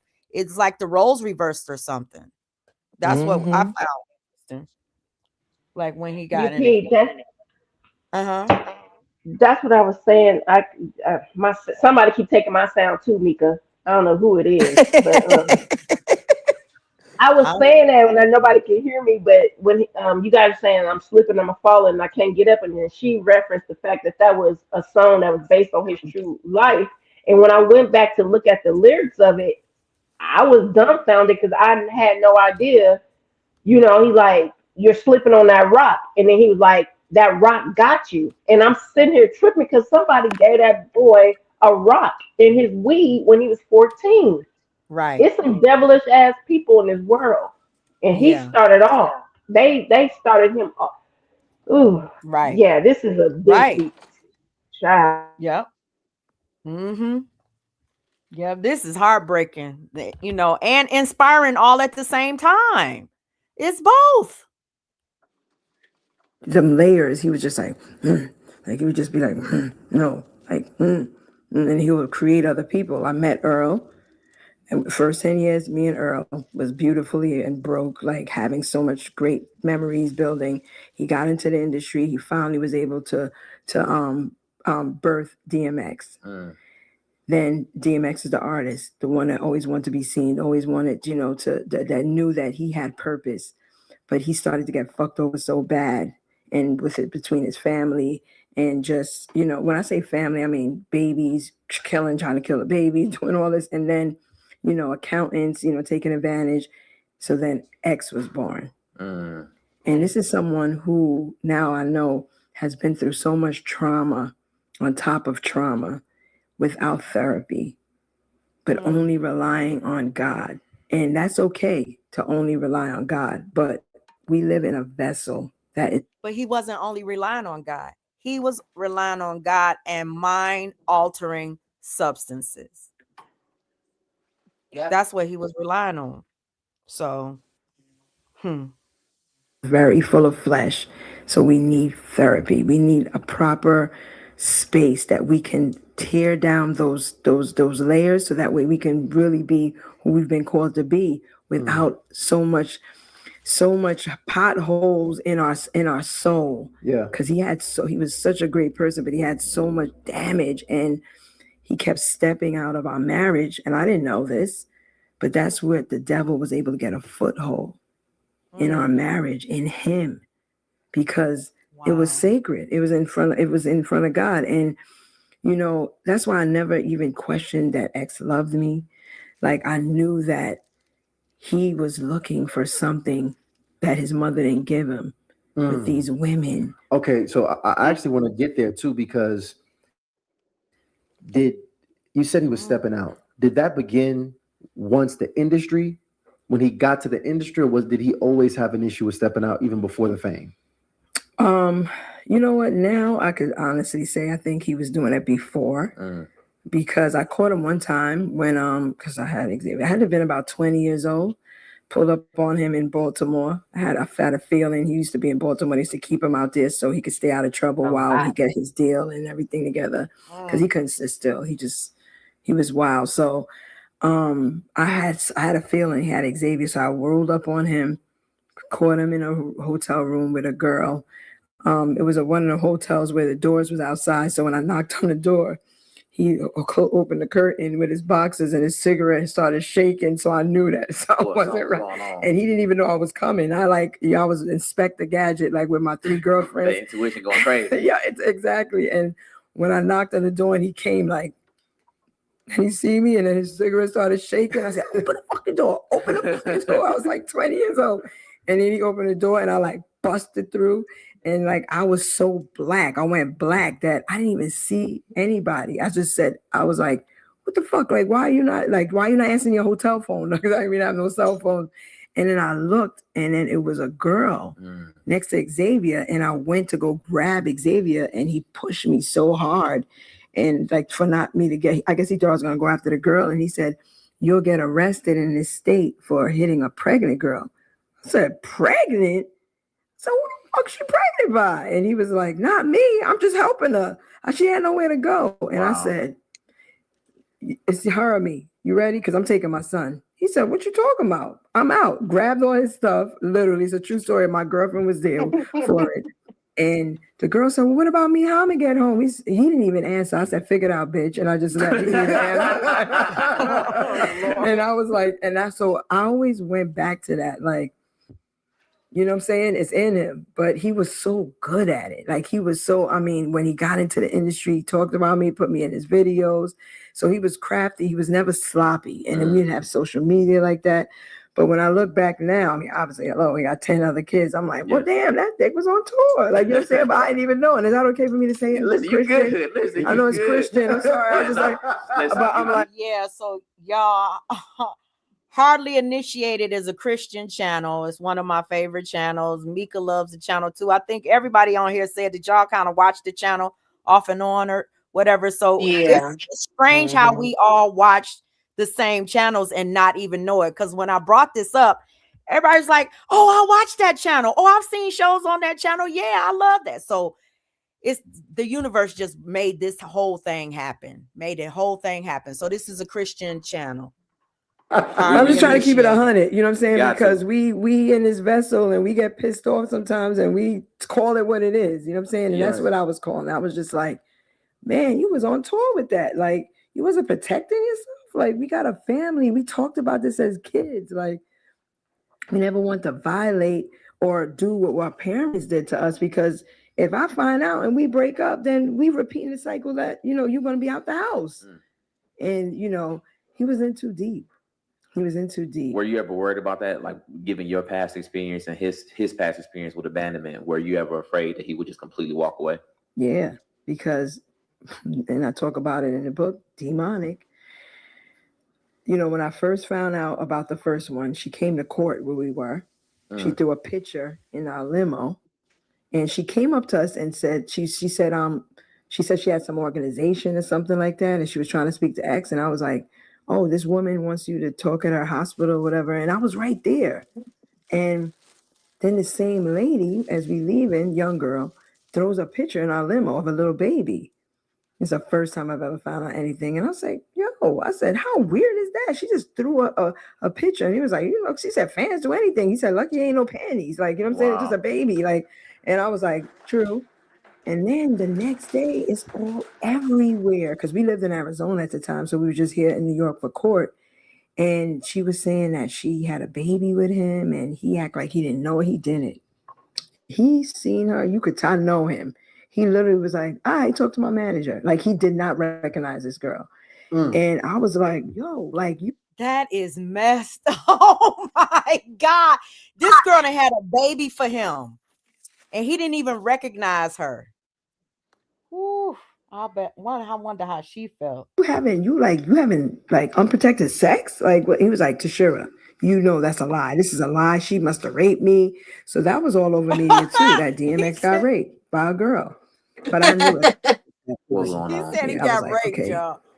I'm He's sorry, a I'm all over. he's a young man. You know, he's got all these unresolved issues, and then now he's getting, you know, Fame, status, power, money. status, money, and even drugs get involved, right? Yeah. Now, when you met DMX, was drugs a problem, or did that become a problem?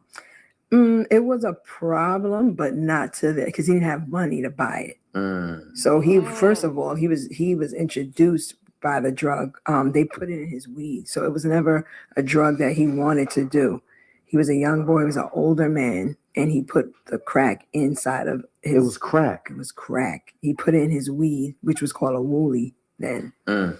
And he said he just was like, "Yo, what was that?" Like, and he always wanted it, not knowing that it was crack. Mm. And that was, I want to say he might have been like 12 or 13. Damn. So it was That's crazy. messed up, yeah. Because when he was clean, So Oh, DMX was on crack since he was 12 or 13 years yeah. old. Yep. That breaks my That's heart. sad. Yeah, that's messed up. And people don't realize the OGs in the hood. I'm sorry to say this, and I don't care who's gonna get mad. They are the biggest predators. Girl, you better say, listen, does it, They are. listen, every woman up here, y'all better say it. How many grown ass drug dealers from the hood tried to talk to you when you was underage? Forget the They girls. To did. be, to That's be Forget a the honest, girls.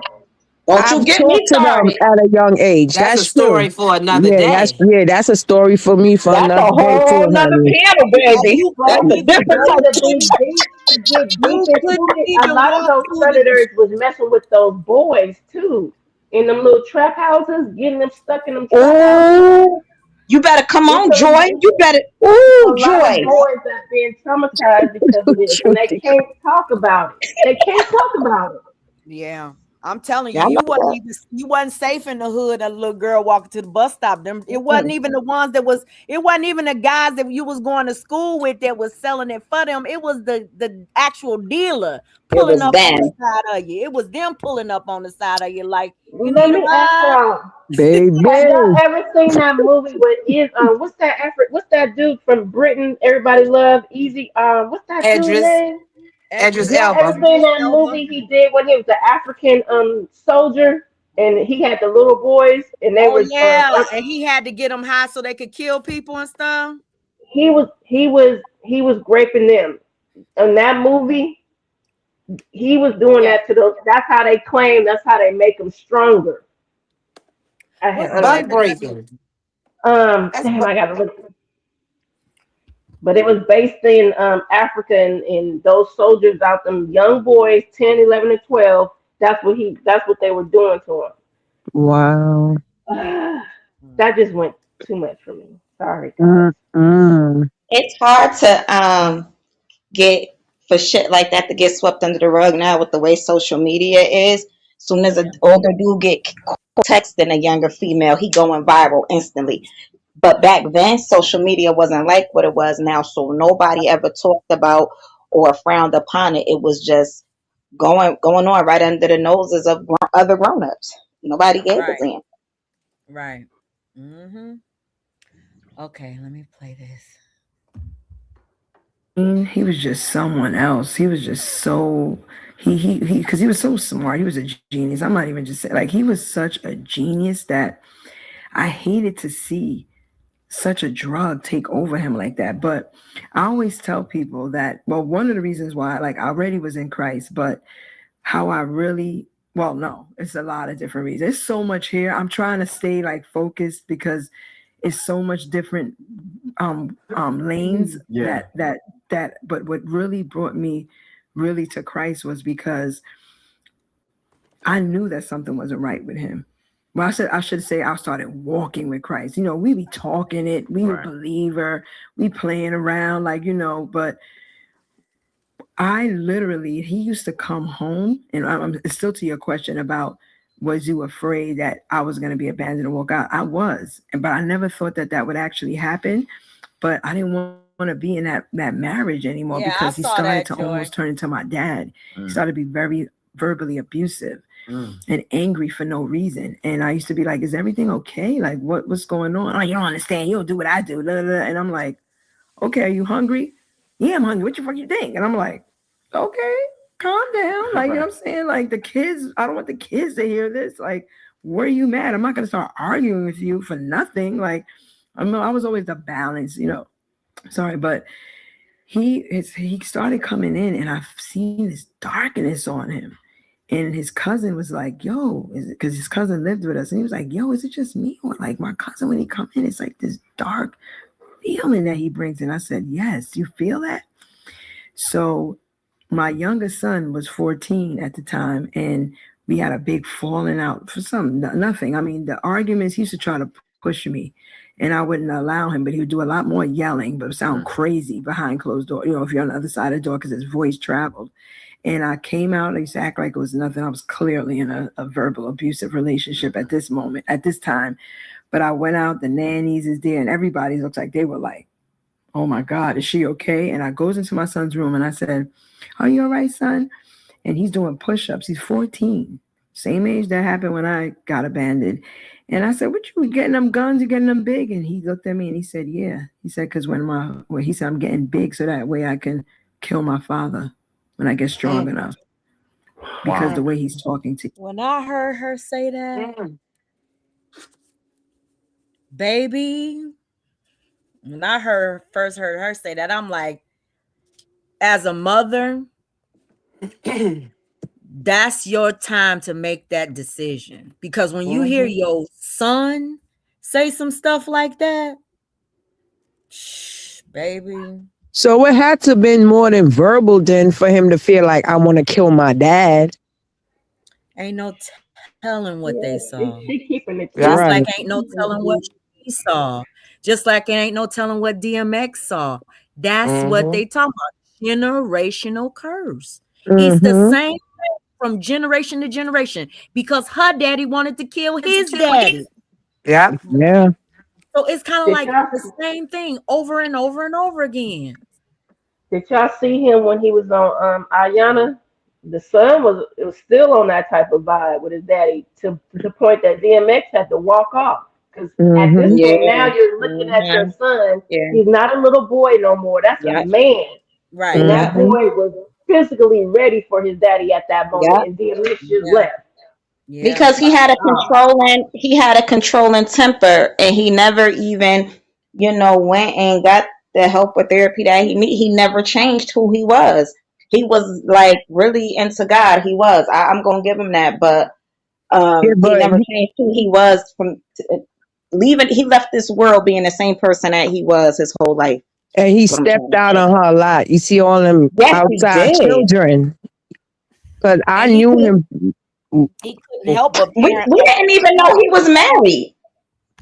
The rap game found out way down the line that he was married. Nobody even knew he was married for a very long time. Girl. Mm-hmm. Woo. Okay, here we go. Here we go. Someone put some. Okay. X was a man of God. Oh, Don't get hold up me one wrong. second, Like, y'all. I'm sorry. I done something wrong here. I done something wrong. Hold on. Talk to the praise audience. the Hey y'all. Hey y'all. Hey y'all, look, I Hey, can't y'all. watch that movie. I can't. I don't know who asked about it, but I can't watch them kind of movies. I cannot. That Joy, that movie What? just sound. I can't watch no shit like Well, that. they didn't really show it, but it was, you know how they they gave it to you, but they didn't give it to you. They're like, yeah, that's still. It Too much. bothers me still. Just know that I'm knowing what's going on in the movie, and that's what they're trying to show. Knowing that that's what was happening. That's stuff like that for me is extremely hard to watch. I just Hey, can't one of watch my it. favorite It's movies true is too, though. Sleepers. One of my favorite movies is Sleepers. I love how they all came together and got what's the name? I don't know if y'all What have was seen that? that What's movie. that about? What was that about? The boys from Hell's Kitchen Uh-huh. and Brad Pitt was the lawyer, but he was one of the boys that got caught up in jail with them. And he became a lawyer, and his homeboys killed the correction officers that was doing stuff to them in prison. It was like it was Oh, crazy. okay. Okay. Oh, okay. That was Yeah, that's one of my favorite movies right there because they came together and got them. Yeah. that's happening here in Michigan at a girls group home facility where they sent girls that got in trouble through the courts and stuff like that, and those girls were so abused and traumatized, and they're suing. They all came together and they're suing Vista Maria, and it was a Catholic Mm-mm. run Christian Hmm. facility that was sexing on the girls and had they beating them and starving them and stuff for Mm-hmm. But Mhm. that, yeah, decades.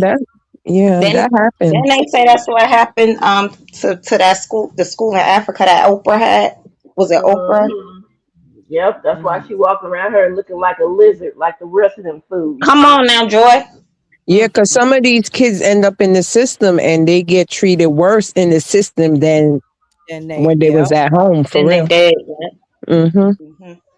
Okay, here we go, y'all. Here we go. Annie's is there, and everybody looks like they were like, "Oh my God, is she okay?" And I goes into my son's room I and I just said, pushed it "Are back a you all little right, bit. son?" And he's doing push-ups. He's 14, same age that happened when I got abandoned. And I said, "What you getting them guns? You getting them big?" And he looked at me and he said, "Yeah." He said, "Because he said I'm getting big so that way I can kill my father when I get strong enough." Because the Wow. way he's talking to you. And I was like, it was that moment when everything changed for me. Wow. I was like, okay, Tashira, this is beyond like repairing. Like you need to make a choice. You or your kids. But I didn't love myself enough to do it for me because this is what I'm used to. My Wow. dad, my mom, now my best friend never was like Mm. this though. But all of a sudden, just so angry at me. And I threw him out that day. He told my son, "Yeah, you the man of the house." And my son always talks about that because he said it shifted something in him too. But he never came back after that. So now I'm like, you know what? I'm getting into God. I'm like, okay, we're still married. I'm gonna pray. I'm gonna fast. I'm starting to learn about a bunch of things. And I've always seen spirit since I was a kid. So I always feel presence, not in my home, but I would always feel a presence whenever I'm at somewhere. But I'm going to sleep every night and a presence is coming in my room. I feel it. I wake up, I'm thinking it's one of my kids and I'm looking around. I'm like, it's 3:15. It was happening for like a whole week. So I called my pastor and I said, I keep feeling like it's a presence coming in my room. And I'm thinking it's my kids, but I don't see anything. She said, start to say, I rebuke you in the name of Jesus. So I just kept saying that every time and I could tell it left. But I was like, am I bugging or is something really coming in here? So 30 days in, like a month, I'm laying down. My kids is always up at night. They playing music. I feel the presence come in, but I'm thinking it's my son because that's what it feels like. Because I'm half asleep. That's what I feel, and I'm like, when somebody come in your room, Exactly. They hit me on my foot. So I'm like, because my foot was out the cover. So I'm like, why Xavier playing with me? I come out the cover, and it's a Spanish man with his hair slicked back, looking at me with this smirk I will never forget. He was like, I was like, I was like, this is a spirit. I was like, what the hell? And then when I threw my cover up, like, how you get out the bed, and he was still there. So I ran to my door, and I was like, Xavier, there's a man in my room.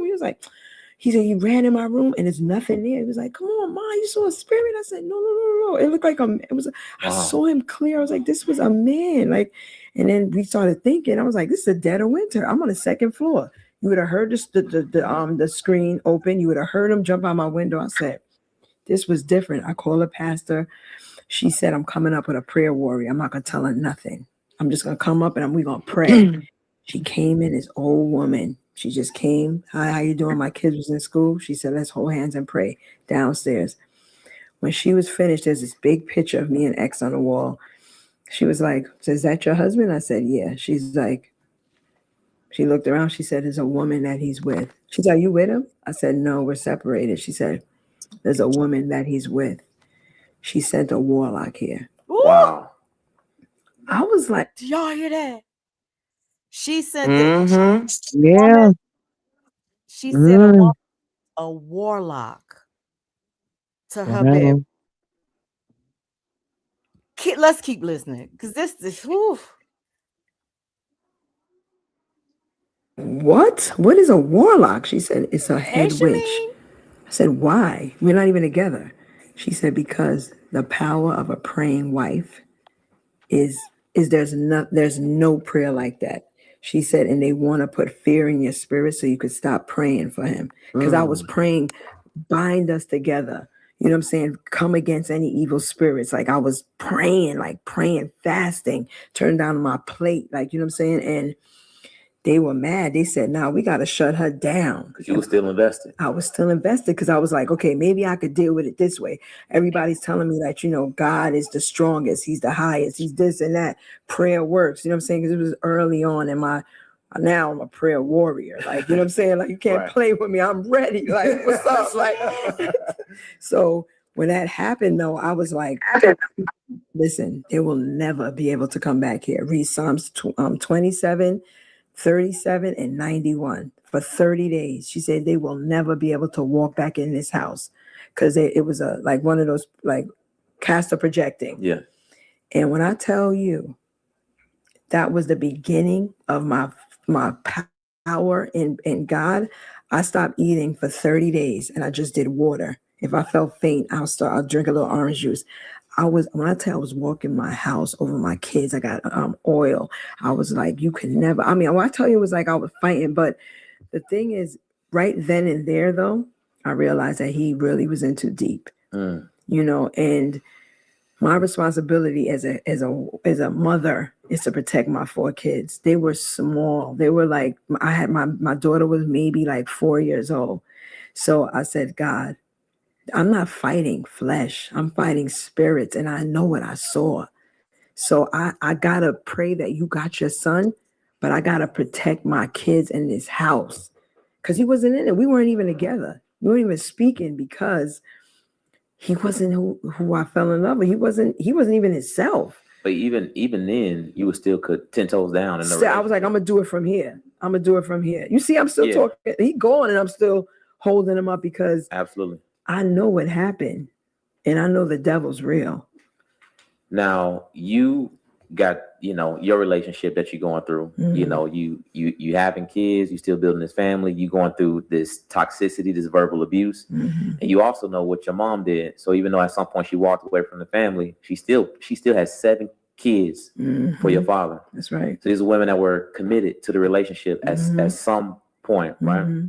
When you think about that and all of the things that, both of you put up with, do you think that most women are conditioned to uh, identify suffering as love, like interpret suffering as love. Mm, Yep.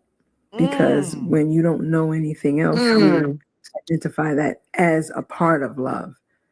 And I was guilty of that. I have to say, I was guilty of that up until the point where I really let God into my life.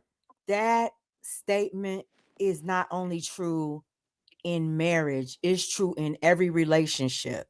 You know what I'm saying? Every encounter. Because a lot of times you will view certain things, especially when people put it to you in a certain way. I care about you while they're hurting you. You know what I'm saying? And you just start to identify with both of those emotions at the same damn time. This is crazy. And I'm Could glad it you be didn't use that because narcissist word. I'm glad you didn't bring that into the in that fold of that situation because I'm so sick of that word. It's what more word? than just narcissist. Oh, Yeah. No, but It's see, I more think than that. I think all of us as human beings have a little bit of self-gratuitous nature within us. Like I think that's just human nature at some point. So everybody can be deemed a narcissist at, if you want to go clinical. But what she's talking more spiritual, because Yeah. all of the strongholds for her, it didn't have to because all of everything that they went through, it could be identified. Yeah, this you got to have a little narcissism to everything that they survive. You have to have a little bit of psychosis, everything that they survive. You got to be a little bit crazy to survive all of that crazy stuff. You don't get away mm-hmm. without paying the price. You just don't. So when they say that their main way of survival was God, was spirituality. And once evil stepped in, they were able to chip away at it bit by bit because they were busy. They weren't paying attention to, you know, what should have been most important to them was their family, what they built together, you know. So this is a deep, deep conversation. I want to go after Mika because I know Mika Go chimed ahead, in. Mika. I want to say something after Mika. Oh, I was just going to say, as women, as women, we always go into something broken thinking we can fix it. Yeah. That we're going to be the rock. He is going through something, and we're going to be there for him, and we're going to fix dinner and clean the house and love on him as he should be loved on the whole while we're being abused verbally, sometimes physically, or just a relationship you shouldn't be in, period, because you're not receiving what you're giving back. But we as women, we do have that nurturing and nurturing, you know, mindset that we can fix it. And I Yeah. think that, listening to her story, certain parts of it, I really feel like she needed to be fixed as well. And he did that for her at some point In the during the beginning. relationship in the beginning, exactly. Yeah. They had the And same mission in the beginning, uh-huh. Mm-hmm. fixing each other, helping each other Fixing get it. through Yeah. life. They Yeah. were Bonnie and Clyde. They were a team. They was going they was she said she It's was us against the world. it's us Mm-hmm. against the world. It's me and you. And Yep. that changed because Yep. evil stepped in. Yep. And Yeah. she was still left trying to fix it. Yeah. Yeah. While he was Mm-hmm. moving on, making more Mm-hmm. babies and using more drugs and moving on into the darker place in his life, the darkness. She freed herself. That's the thing. When you see yourself, either you gonna go down with that ship or you gonna free yourself from it. She freed herself. She freed herself. And listening to her, um, it goes back to the strength that she has within her.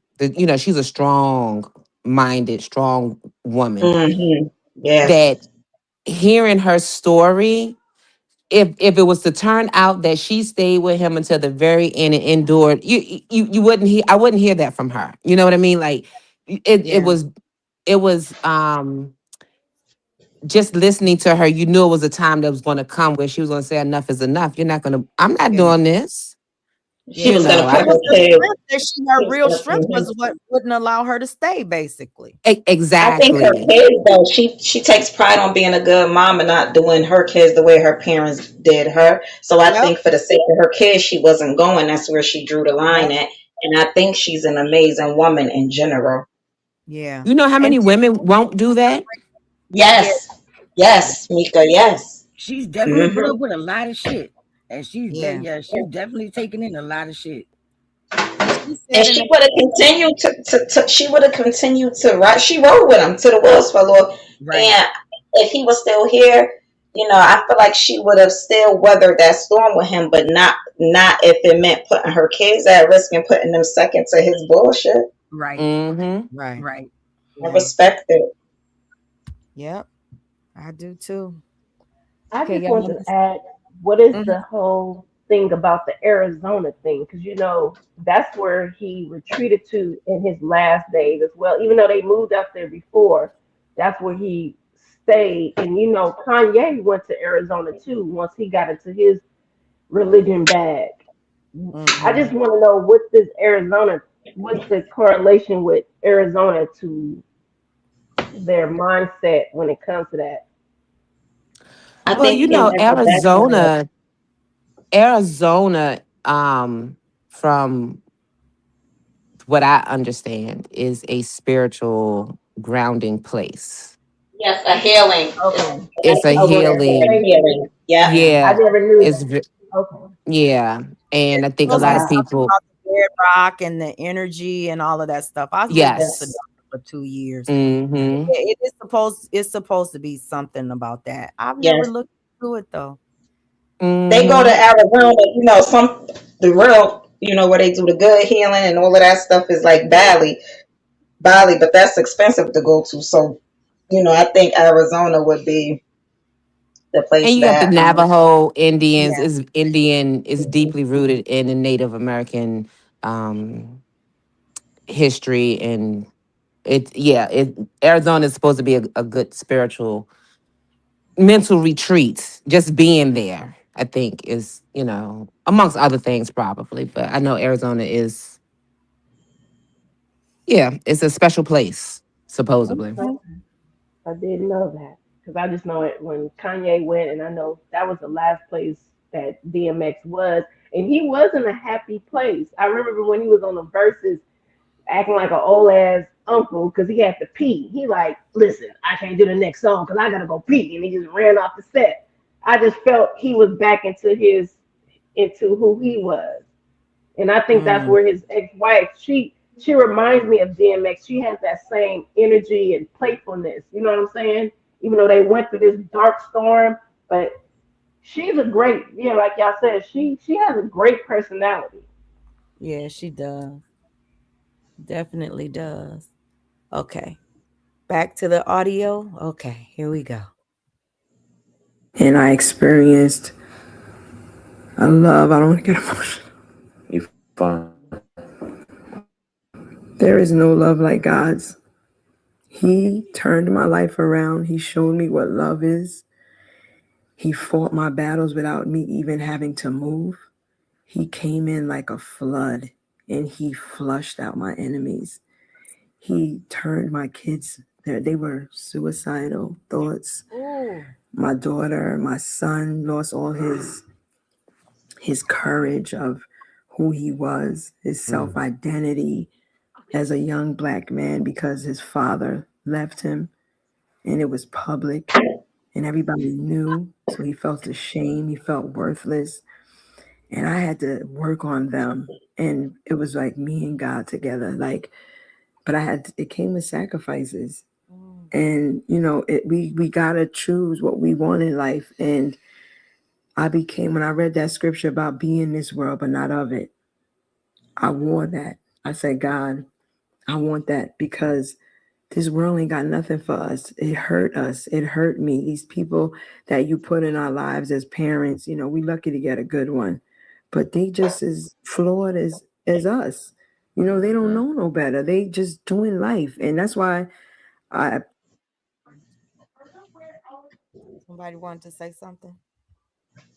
Oh no, I'm sorry. I thought I was on mute. Damn it. Oh, Sorry. okay. Dilly dallying. Forgave my mom, I forgave my dad, and then ultimately in the end, because he passed last year, he redeemed himself and he raised my kids and he brought balance into my home and he got clean and I feel like that was a lot of my prayers too, and him watching me as a woman not go left.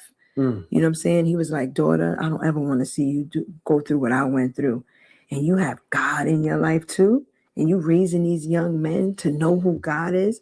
And they ain't perfect, but they know who to call on when they need him. Like, you know what I'm saying? When they going through something, like, you know what I'm saying? And they're educating their friends. You know what I'm saying? That, we ain't perfect and we ain't got to have God every day. It's your choice. You know what I'm saying? Unfortunately, I had to be beat up and slammed on the floor and demons come into my house and my room. And ultimately, I saw them get X. And that was another Pause. thing because I was like, to see such a Ooh, strong man in Pause. God who brought me to God, girl. Hold on. Okay, who's, I am. gained I'm the trying. So Okay. it was So physical, huh? thank you. I was just about to say. So she. I appreciate her trying to keep it cute in the midst of the conversation, but this is her story that she has to tell. And yes, it you don't want to put your child's father in that light, your husband. But she just said it. She had to be beat down, thrown to the floor, but here she is, Yeah. still standing and for this. Yeah. You went out, Joy. Yeah, Joy, you went out. Oh man. And she didn't drop down. See, that's what I was Bye. saying earlier. Remember, I was saying it had to be physical as well because why would your son feel the need to want to kill his father? Yeah. Yeah. And listen, it was definitely physical because did y'all ever watch them on I that? What think was they that show? admitted. I could have. I've heard that they've admitted that it was physical at some point. Yeah, She they was did like, on that. They did on a show, couples retreat or I something. believe I can't remember the it name of that show. did. Was It was a retreat. it was something like that. Okay, They so definitely they did they were on this it. show, and it was an episode of that where they both admitted to physical violence, and DMX I think blamed it on his addiction. He was struggling with addiction, so Mm. I do remember that. So okay, let's get back to it. Come on back, Joy. We almost done, girl. Don't be trying to run away now and play it off like you didn't lost your. Okay, hold on. Some- Did anybody else want to say anything before I started back playing it? Yeah, I wanted to say she said he was three different person to her. The Yeah, Earl, the DMX, then the X. yeah. So it was like, wow. And she watched his transition, and that was from age 11. She basically watched him transition from age 11 until the day that he died. Hmm. Oof, that is something else. Hold on, let me grab my phone. All right, here we the world and lose his soul. I was like, Is I that what you define that happened to him? He lost his definitely, soul? definitely. He knew it. He definitely knew it. X was such a brilliant man and he was so connected with God. But you can't have one foot here and you can't have one foot over here. Not with the calling on his life that he did. We all have a calling. Right. We all chosen, we all called, but a few of us are chosen for certain things that God is going to put on us to fulfill. And X was one. And he knew his calling. Not all of us know our calling. If we don't dig deep enough, we could live this whole life and not know our calling. And he chose to be over here and over here with the devil and in heaven. Mm. And I saw that you cannot play with the devil. He's not powerful. Right. He's only what you give him. And that's what I said. He stepped out. Because I used to try to figure this out. How was such a strong man in God who knew who he was, who knew who God was, fall short like that? But then I found out. It's not like I found out in our marriage. I found out a lot of stuff after. I found out he had a writer. where because I always traveled with him. He always asked for two rooms, one for me and him, and one for his jump offs or whatever he wanted to do with it because it was all not only him and the jump offs, it was a whole party. I didn't find that out till after. So you can't play in the devil's playground and then go back over here with God and be like, nah, you can't. There's not so much time God is gonna allow to do that. You know what I'm saying? Because as you know, X had a serious platform, still has a serious platform. And I'm only saying this, and it's not in a negative way. I'm saying this because in our last conversations, X knew that he wasn't doing right. You know what I'm saying? But I'm sorry. it was beyond his control. And he could have pulled it in, but God had other plans. They all know when they're not doing I right. do. And, you mentioned that that darkness came into the household. And I know you mentioned that, how it impacted him. And you also mentioned that even your kids came down to thinking of violence, thinking suicidal thoughts.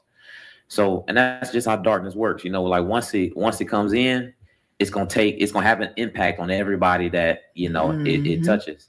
So what about you? Like when that happened, and you got X, he's going through all these different things, he's going down the wrong path. What was going on with you? How did when the darkness came to their household, how did it impact you? Well, it tried to take me out. And because I knew that I did not want to die. And I don't mean physically, but spiritually. Right. And I had these 4 kids that I did not want to repeat that generational curse. And then this is the reason why I brought up a lot of things, because I realized that this devil became really clear on what he was trying to do. And God had given me those tools way in advance within my childhood. Listen, y'all. You got a choice, daughter. I took you out of all of that. Are you going to choose dark or are you going to choose light? Because with light, I'm going to lift up my kids. I'm going to bring them out. Do you trust that I can do that? Listen to what she's saying. This shit right here is so powerful because what she's saying is DMX chose his path and she chose hers. They were both given a similar life.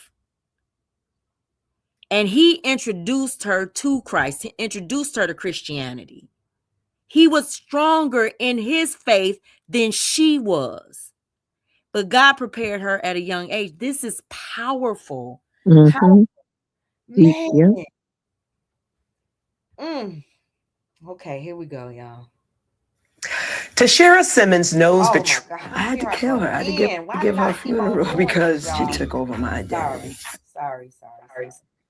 So before you hit play, Uh-huh. could their paths have crossed to bring her closer to God? Because I'm thinking to Good introduce question. her. That's a good question, Mika. Yeah. Because I'm thinking about how she first encountered him at 11. Right. And then the years, then meeting up again with him years later. And then they built this relationship, marriage, children, home, watched him grow. Right. Only for her to be separated from him and to have gone through everything, Because it was meant for them to be together. The reason is what it is it's like the life's plan, right? It was meant for them to be together. And I'm sorry. Why was it meant for them to be together? So the curse could be broken. Ah, Yeah, it was meant okay. they were brought together by the Most High, so the curse could be broken. And like she said, God gave them both choices. Yes. Gave them Mm-hmm. both. They had the same temptations. If she's his wife and he's a millionaire, she's a millionaire too. While Mm-hmm. they're married and stuff. So they gave them both the same temptations. He was out on the road cheating. She could have been at home cheating, but she didn't Mm-hmm. take that temptation. She was always choosing a different path once he started going in the opposite direction. This Mm-hmm. this is That's and that. Because she wanted that. She wanted her family, but he was out there in the streets, you know? Everybody knew DMX. He was really out there.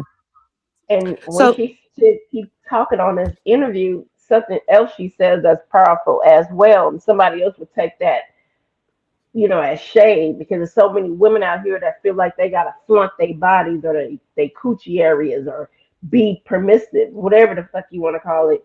And this woman, she's gonna say something in an interview that's gonna, like wow, because she takes the vow she took with that man Yeah. all the way to today. She took it seriously. Yeah. Hmm. Yeah. Yep. So And she that's had to why go that's through. why she was picked to break that curse. And she had to go through what she went through. If she was chosen to break that generational curse and she hadn't been prepared by God before, she would never ever paid attention to DMX from the very beginning. What he did by snatching that woman's purse would have, just totally turned her off. She wouldn't have been intrigued by it. She was chosen for him and chosen Mm, so her children's wouldn't have to have that same curse and their children's children wouldn't have mm, to have that same curse. She broke it for her children. You know what other wife did that and nobody talks about her? Old dirty bastard. Really? He went She went through the trenches with that man. And you don't hear no ill from her. Those kids, she had to go through the same things. Listen, I'm gonna have to look into that story. We might have to look at that one too. Okay, y'all want me to start playing it now? Yeah. Okay, yeah. all right, all righty. On what he was trying to do. And God had given me those tools way in advance within my childhood. That you got a choice, daughter. I took you out of all of that. Are you gonna choose dark or are you gonna choose light? Because with light, I'm gonna lift up my kids. I'm gonna bring them out. Do you trust that I can do that?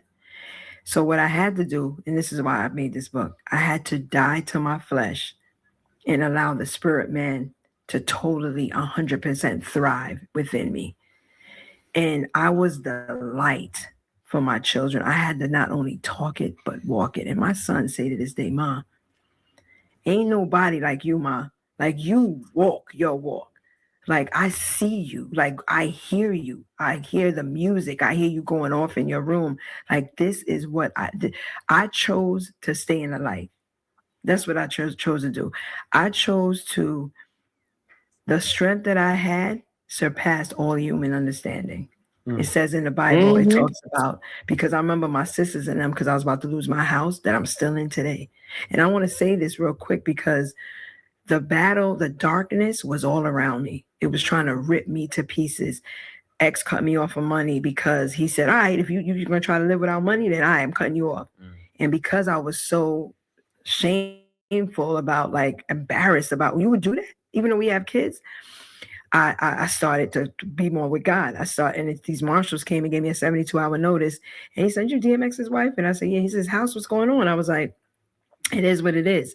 He said, tell him Sal sent you. Stop the sale. Every time they try to take my house, because I said, whatever y'all say, everybody, like, you need to do this, you need to do that. Go get Earl, put him in the court. Da, da, da. It's a responsibility. I said, nah, God got this. They thought I lost my mind. They went to my pastor that was ministering to me because it was like, I was like, I need to have the weapons of my warfare. It's because it's not carnal. They didn't understand that. So I said, nah. They went to said she's losing her mind. She's losing her house, and she walking around here smiling and praying. And she's They like it's all going on. Yeah, something wrong with it. something wrong with it. Yeah, she done really lost it. And the pastor said to them, and they said they remember this to this day, and they're at awe in my walk right now. She said, no, what y'all experiencing and witnessing is the peace that surpasses all human understanding that can only come from God. And that's what brought me here. And that's why I'm here today. That's why I had to write this book, because as y'all can see, things are still happening. I'm still at warfare, but I got God. I don't care about none of that. Like, I love that. hello. First of all, pause for a second. yeah, I got UP. Look, I'm thinking I'm on a real Zoom call. I said, Paul, Miss UP. Let me first say, I enjoy the fact that these men is allowing her to speak without interrupting her with their own, like how we doing you. No, no. No, I'm saying I like it too. I love it. I I actually love it because enjoy you want to that. tell This is her story. wow. They don't Yeah. have no. Oh, but let me tell you about DMX. And God said, they allowing her to talk, and it's flowing so. Yeah. It's I flowing love good. it's their show. Their show is just like that. They're like that with everybody. Everybody. That's why I love this show. They're not judgmental. They're not, they're never like that. Ever. And they get some good interviews. That they definitely do. So whew, okay. I'm gonna finish playing it. I think she's almost done though. We are almost done. Gotta get this book. All right. And if y'all did not know, if you missed it at the beginning, it's a giveaway happening. She came in here, she blessing all of us and the initiates. Incredible testimony. With some free books here. So in the description, make sure you fill it out because this is just a taste into the testimony. And testimony is one of the best ways, for you to strengthen your relationship with God, for you to understand, how he works in different ways and in different people. Testimony is talking, basically telling your experience, how you Hmm. feel and stuff like that. That's what testimony is. So having conversations on YouTube and everything, that's testimony. Even if it's not about God or religion or spirituality or anything like that, it's testimony because the words that come out of your mouth could help somebody, could edify, could, you know, it could. It This type of conversation is a testimony because people in the chat, people on the panel, we all have an opinion and we all share an experience and relatable to something, right? So right. this Exactly. can serve as a testimony for somebody else. Yep. It can. And it can honestly help us too. Help us to honestly, when we listen to it together, because it's different than listening to it by yourself, but listening to it with the people that you really want to have like connections with. You know what The I'm saying? conversation with. Yeah. Mm-hmm. And you're Mm-hmm. learning who they are also with like I've learned more, even more about all of you guys. You know what I'm saying? Just from us having Mm-hmm. these conversations. So Mm-hmm. I appreciate, and even the chat, them chiming in and stuff. So I appreciate this. Let me finish this audio here. People's lives. And it's a lot of women that can really relate to your story because I know a lot of women are broken. They're meeting men at the broken level that they're at, right? And they're staying in that broken situation. Invest in everything. Invest in everything. And unfortunately, what happens when you do that is you literally pass that curse down, that baton to that next generation. Because even what I heard in this story is unfortunately your kids, they felt that same abandonment. That abandonment that was going through the prior generations, they felt that.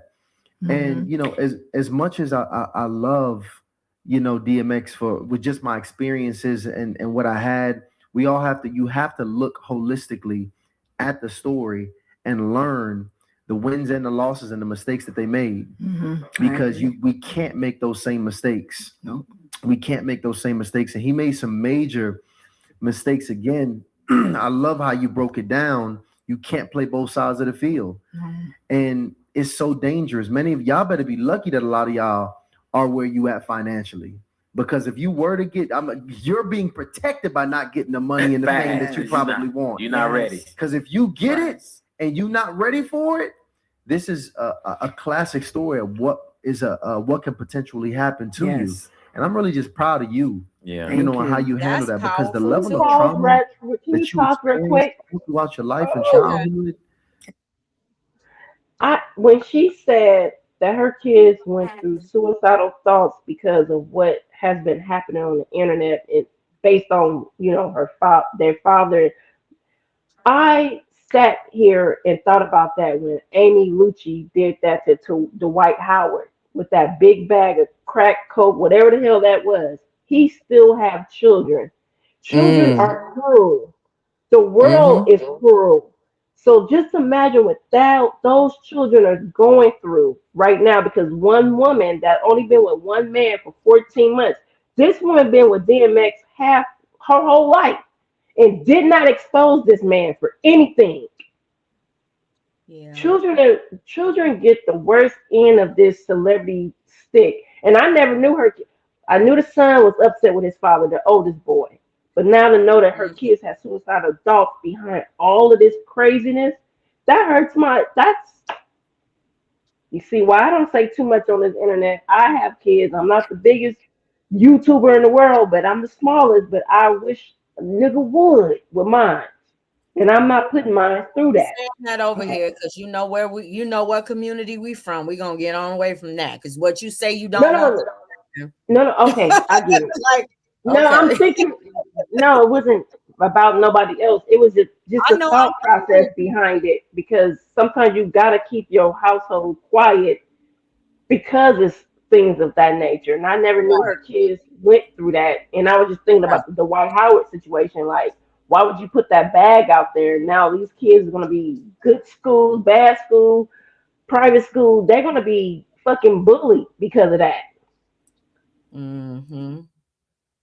Yep. Okay. Yeah, that's the name. Yes, yes, Urban. I love this show. Do you watch it, Urban? And it's still happening. I just wanted to tell my audience or your audience Yeah. that anything you see in the media, you see what I'm out here doing? Mm-hmm. I'm trying to bring y'all to the heart of God. And these devils is turning up the fire. I'm in spiritual warfare every day because I'm trying to bring some light in dark places. So I'm saying all that to say, don't worry about me. I'm good. And you can't walk in them two places. You got to make up your mind. You got to make up your mind. And I've been celibate for almost 11 years now. Oh yeah, that's a Hold headline. on. Congratulations. Hey, gotta See, fight the we flesh. didn't even get. I know you got Yeah. to catch I a know, flight I know. because Got some I room. really want to get into that. Part one. Yeah, I like the that. next time because sex, lust, the flesh, we go And spiritual deep warfare. Y'all gotta into let us those know, aspects don't y'all? here.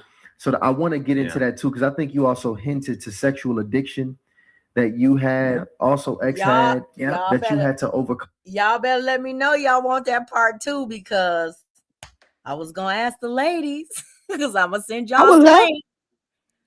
I would Huh? love to hear the part two. I would love to hear Yeah, I would love to what hear she part had to say about being celibate. Yeah. Yeah. No, what she has to say about her sexual addictions. Oh. How you gonna have a sexual addiction? You've been celibate for 11 years. shit. I want her Oh, damn book. no, no, no, no, no. She said that's why she I ended up. know. I know. Yeah, I know. But yeah. it's just fun. Like a sexual addiction and you celibate for 11 years. How that work? But Yes, yes, I would. that Yeah. this yeah. So yeah, so we gonna react to part two. We gonna do something else first, but we gonna react to part two on down the line. Okay, let's finish this out and then we'll be done. I Yep. know it's in the book, so y'all make sure y'all get that book. Yeah. But just know, Harley Initiated is a home. You're always welcome I was about back. to And say we that. proud of After you. y'all read it, maybe I'll come back and then you start to ask me some real questions up in here Yeah. for I this like book. that. I like I that. love I that. like Yeah. that. I love Yeah. that. I'm just very proud of you. And Thank for you to you. make it to forgiveness where you forgave the people that hurt you most in your life, which is typically the people that are closest to us. So I know we got some people that that's the last step. They ready for it, but they haven't came to it yet. So I think Yeah. you It's got them sad there. too, because Yeah. it's like you gotta forgive. We can't live this beautiful, abundant life that God has given us unless we let go. Yeah. Got to. Like this is only our one little life we got. It's not whoever has done whatever they've done to us, that's their problem, not ours. It's not for us to carry. You know what I'm saying? Like evil hurt people hurt people. And one thing I've been saying lately is I can't compete with evil. I can't. I don't have it in me to compete with evil. I look at people when they try to hurt me and do evil things, and I'll be like, that's on y'all. I got to walk away from this. Y'all not taking me out my character because I walk in love. You know what I'm saying? God is all up in me. Like, I don't have a bone in me to fight back at evil. Because what happens with evil, fight evil? It explodes. Right. And I know it sounds cliche, but I promise you, when you die to yourself and you let God live in you, I promise you, you won't, evil won't be able to get in. There you have it, y'all. That's it. All right. We got Miss Simmons in the Okay, building. Y'all make sure y'all Incredible. follow this sister, support this sister, get this. All right, y'all. That was the end of it. That was the end of it. Any closing remarks for you ladies? Thank you all for I think this was 74 amazing. thumbs I up. want to get her book. Please thumbs up. Hmm. I What'd said you I say, think it was Bam? great, and I want to get her book. I know. I know. Like I definitely want to get her book for real, for real. That's crazy. Anybody else got anything to say? Y'all know that book is gonna be. I shoot. The link to her book is in the description of the video we're watching. Y'all could go there and go to the description, and the book should be Oh, in thank there. you, sister. Thank you, Truthy. Yeah, I'll buy it as long as they don't ship it to me via Amazon. Y'all know I got an issue with Amazon. Lord have mercy. I can't stand them. Um, I did want to bring up or mention, oh shoot, it done left my mind. It was something about her their relationship and kind of going back to the struggle, right? The them being brought together at 11 years old and then, meeting again at 15 or 16 and, the continued life. Mm-hmm. It's something about that bothers me. Although I think it's wonderful. I do. I love the fact that, like you said, they had to go through that to break her curse or the generational curse. Yeah, that's just my ideology. And it That's makes not what sense. anybody else has to think, Right. though. Yeah, But and it makes sense. However, I'm thinking about what about those other kids that he had, right? The curse is passed on to them. yeah, Then yeah. it well, not passed on, but it's still with them Well, we potentially. don't know what kind of mom they might have. Well, true, It just depends, I guess. true, A The true. lot of those generation. women that he was with, um, up until the last, I think before he passed, I think he had like a 2 year old, maybe a 3 year old. So he was Yeah. with younger women making these different babies, and for some reason, I'm sorry, I actually want to believe that maybe at one point in his career he could have been g- great. Can't remember. I'm sorry, I'm a believer in that because it happened to Tupac. They put these women in these people's lives, and then things happen, and then he's sitting here like, I don't remember, I don't know who this person is, and you know that this man has a substance abuse. It's like every time these people get Yeah. on a high, up on top of the world, it happened to Coolio. Once he started getting back on top, drugs got back introduced in his life. He passed away right on the edge of getting back up there. DMX, Mm-hmm. he was right there, and as soon as that happened, here come this drug overdose thing. You know what I'm saying? Yeah. Mm-hmm. It's insane. Yeah. I would say I Sorry know guys, that I talk a lot. Sorry. it's okay. You're fine, Joy. Yeah, yeah. But I do want to say that it's something about I don't I I just have to take this away mentally only because I keep going back to them meeting at 11. I don't know why that's so profound to me, why that's standing out to me. To meet at 11 years later, so forth and so on. And I don't know why that sticks out to me. that just really stands out to me. Maybe because I have a similar friendship with someone that's like that, Mhm. but that to me is amazing only because she went through a lot. She was 11 when she first saw him and the dog, 14 when her mama left. 5 years later, mom has a baby.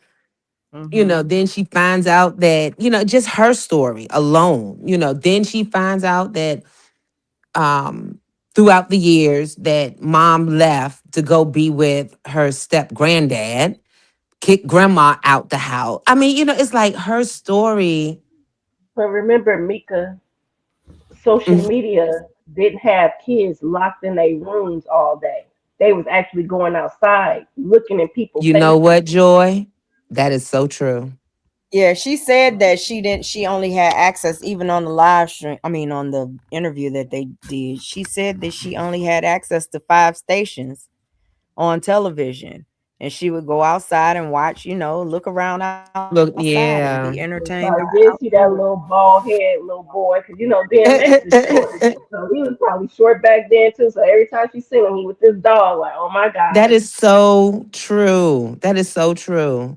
Cause I remember my childhood was similar, was like that. I mean, we were He was outside. We were outside. in, Yeah, he was outside. and Yeah. and I'm gonna say that when you were talking about kids being exposed to the things that, their kids seeing what their parents may put on social media and videos and things like that, it goes back to we were outside and we didn't spread our business. We didn't talk about family business, and we didn't, you couldn't talk about household business outside of out of the household. Period. And Yeah. unfortunate in today's society, everything gets put online.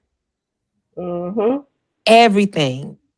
Everything. And that's unfortunate. That's a topic for another conversation. But Yeah. that Even when we had the pager, we still had to have a quarter to get to the payphone. So we made little messages in the pager. exactly. Where you Exactly. think 304 came from? Or L, how do you say love on the text on the two-way It page? was 7 0 You, I 7. mean, damn, how did it go? We old. I'm We sorry. are no, you old. I heard about it. I don't know nothing about it. She said I heard about it. I heard about it. I don't know nothing. My uncles told me about it. I don't know nothing about the pager. Your So Uncle I she was don't Leroy. outside. I don't know about them pages where you can change the covers and make them hot pink and blue and green. I don't know nothing about that. 143 was I love you. 143. Oh, Oh. 143. Yes, that's what it was. 143. Yep, yep, yep. Oh my God. So yeah, she was outside. So she seen little DMX walking around, fucking with people. I'ma get him, bitch. She said I seen him tell that dog what to do and he snatched that person. I fell in love right then. But you know what? Think about even him at 11 years old. How much time did he spend? Is he a dog whisperer?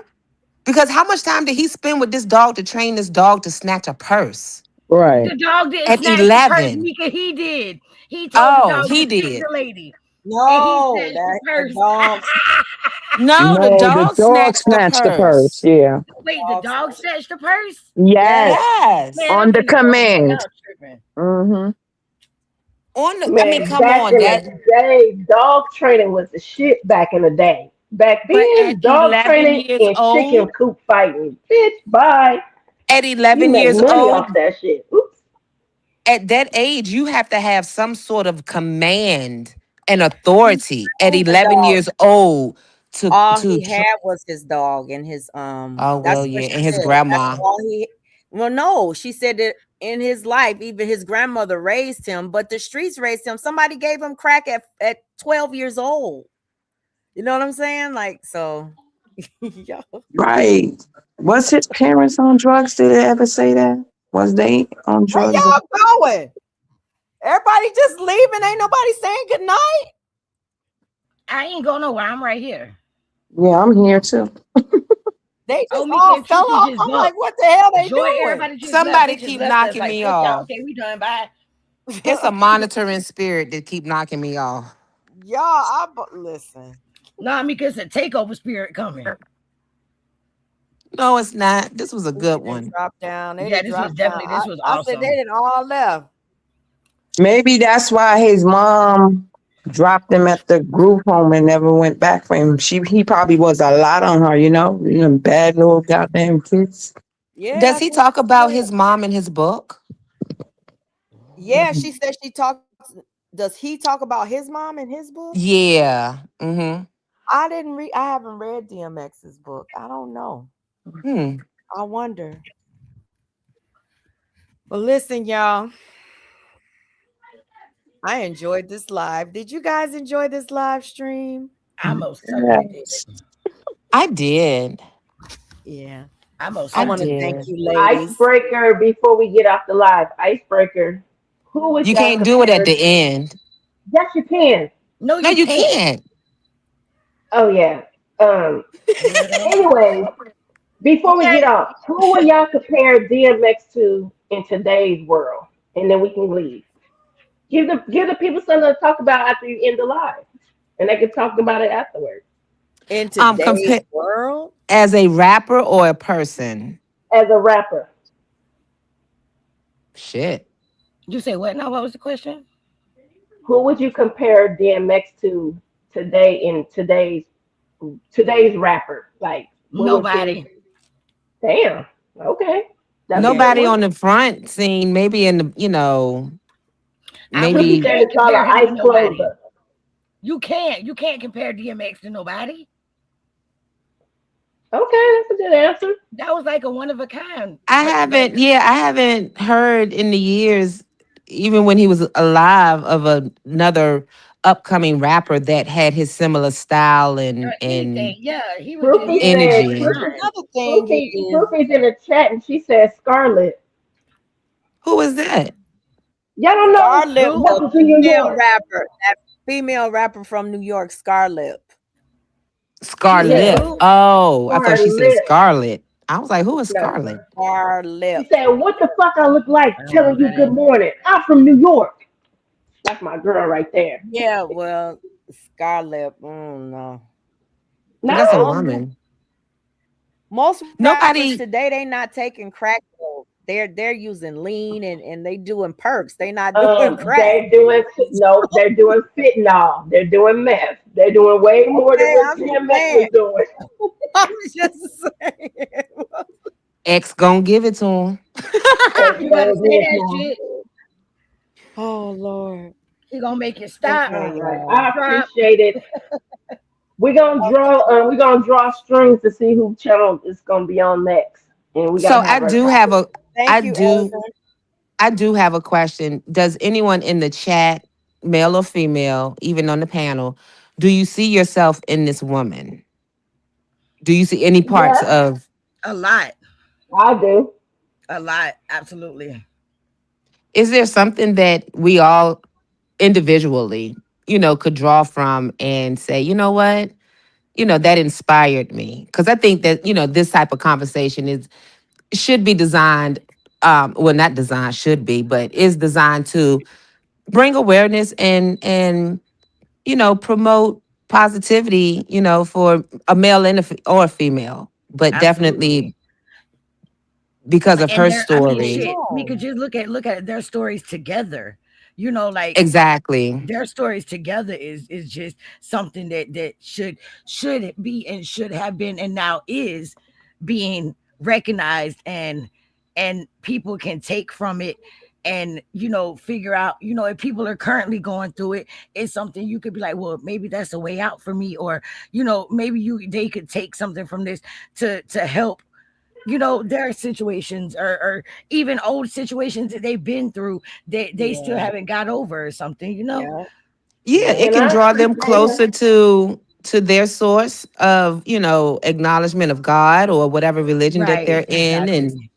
you know, And I appreciate her accountability as a mother too, yeah. because we always think that we the perfect and we want to be polished and oh my kids would never and it's like you got to take accountability, because I take a lot of accountability. I have 4 children. I have to take a lot of accountability because they all different. They're Yeah. all different. And we always seem to, people like to choose, oh, that's a good one. Oh, look how he's successful. He's this. But she took accountability for a lot of things. Like when she decided that she should have left, she chose herself and left. There's Mm-hmm. a lot of women who don't. They choose, oh, let me stay because it's gonna get better. No, she got her fucking kids and she got the hell up out of there. Took her a But while. she said something. She said something real powerful though. She said that she wasn't even strong enough For to herself. leave for herself.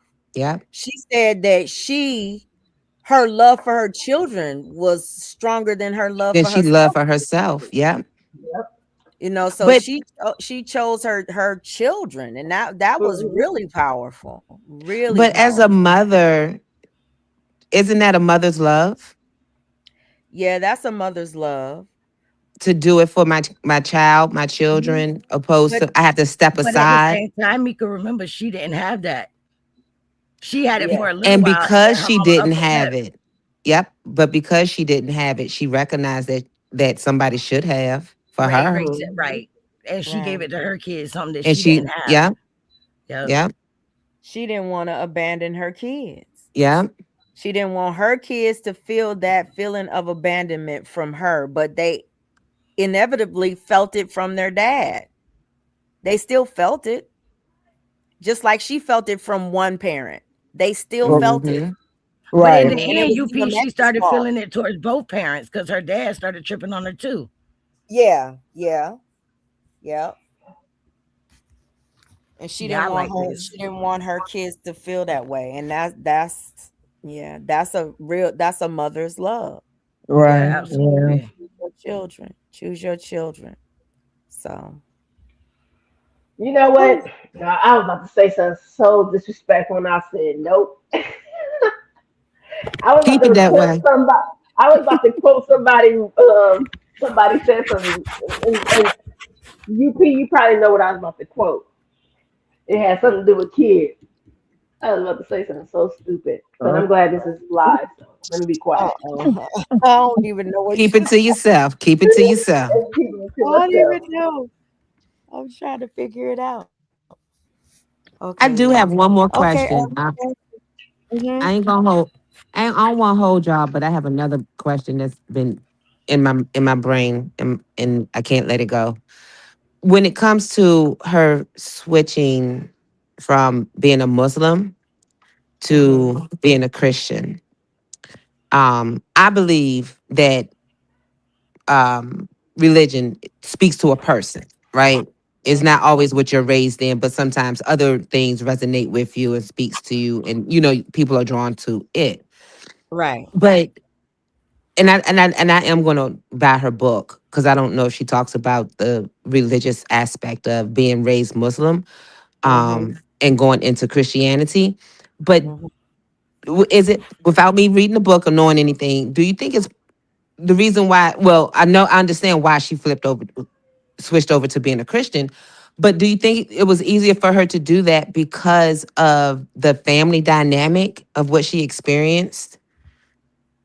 Oh, Um, with her mom and her dad and their Muslim um, upbringing. I Mm, think That that I think that's a very, very good question, to be honest. right. And it really makes you think about how just rejection, when you put it like that, Mika, how rejection can change your view of whatever you're in that moment. Like the abandonment, yeah, the feeling, the pain that she felt from her. Even she might even I what listen, she could even identify that with what religion she was raised in. yes, It could be a trauma point for her. yes, that's what I was Dang, thinking. Mika. Yeah, that's what I was thinking. She probably may have felt like she wanted to get away from everything that she was raised in, Right. including Islam. Mm-hmm. Damn, y'all good. Mm. Dang. That's why I asked what religion she was in the beginning because I knew she Yeah, was but she not. was Muslim, wasn't she? Excuse me. Yeah, she was Muslim. Yeah. Oh, so that's the reason. That's what you was thinking about, Joy. That could Yeah, have been, that could have been one yeah. of the. Okay, yeah, I would agree with that. All I have to say, And it this was doesn't seem deep and and worth it doesn't watching. seem to that Thank she you, has ever Joy. thought about going back to it. So Yeah. what would you say, Millie? I said this was deep and it was good to watch. Very It really interesting. was Yeah. very thought provoking. Rejection. Listen what Urban said. Rejection by spiritual abuse is tough. Yeah, religion can be. Yeah, it can be an echo chamber. Exactly. Perfect way to say it, Urban. Religion can be an echo chamber, repeating every single thing that you, every trauma. And if most of Yeah. your life, if most of your life was trauma, and you were raised in that religion, it's definitely an echo. It's repeating everything over and over and over again. Mm. Definitely. Whew. Mika, don't ask not one more question because we Okay, I gonna be won't. here all night. I Listen, I'm be won't. telling y'all, Mika be making, and you enjoy all everybody on this panel will make you think. Like we'll have these conversations behind the, behind the scenes, and I'll be like, "Damn, bitch, I ain't even think about it that way." Like, so yeah. Anyway, listen, y'all, I want to thank y'all for coming out. I want to thank every single one of my co-hosts because we all co-hosts. There is no head host or anything like that. We're all equals around here. I want to thank my co-host for making this a wonderful live stream today. All of the questions, we had such a good time. Listen, I want to thank everybody that came out tonight and watched us. Thank you for all of the thumbs up. And if you did not hit the thumbs up on your way in, please by all means hit it on your way out. Um, and support us on our next live stream. We don't even know whose channel is going to be on yet. We still arguing about that behind scenes. You know, I can't lie. True. We still fussing about that behind scenes. So bear with us, guys. We're gonna try to do this for y'all again. You said you did a show talking about a difficult what, oh wow. Oh, I gotta check that out, Urban. A current beef with Definitely, God. I'm a definitely check that out. Definitely. So listen, y'all, we done had somebody drop down already. I'm not even gonna keep the rest of y'all here the rest of the any further tonight. I'm getting ready to get off of here. Go fill my water bottle up. Oh, Good night, everyone. Good night, y'all. Good night. Later. see you guys later, y'all. Thank y'all for coming. Y'all have a blessed and beautiful rest of your night. And we will see you in the next one on the next live. Bye, guys. Bye, guys.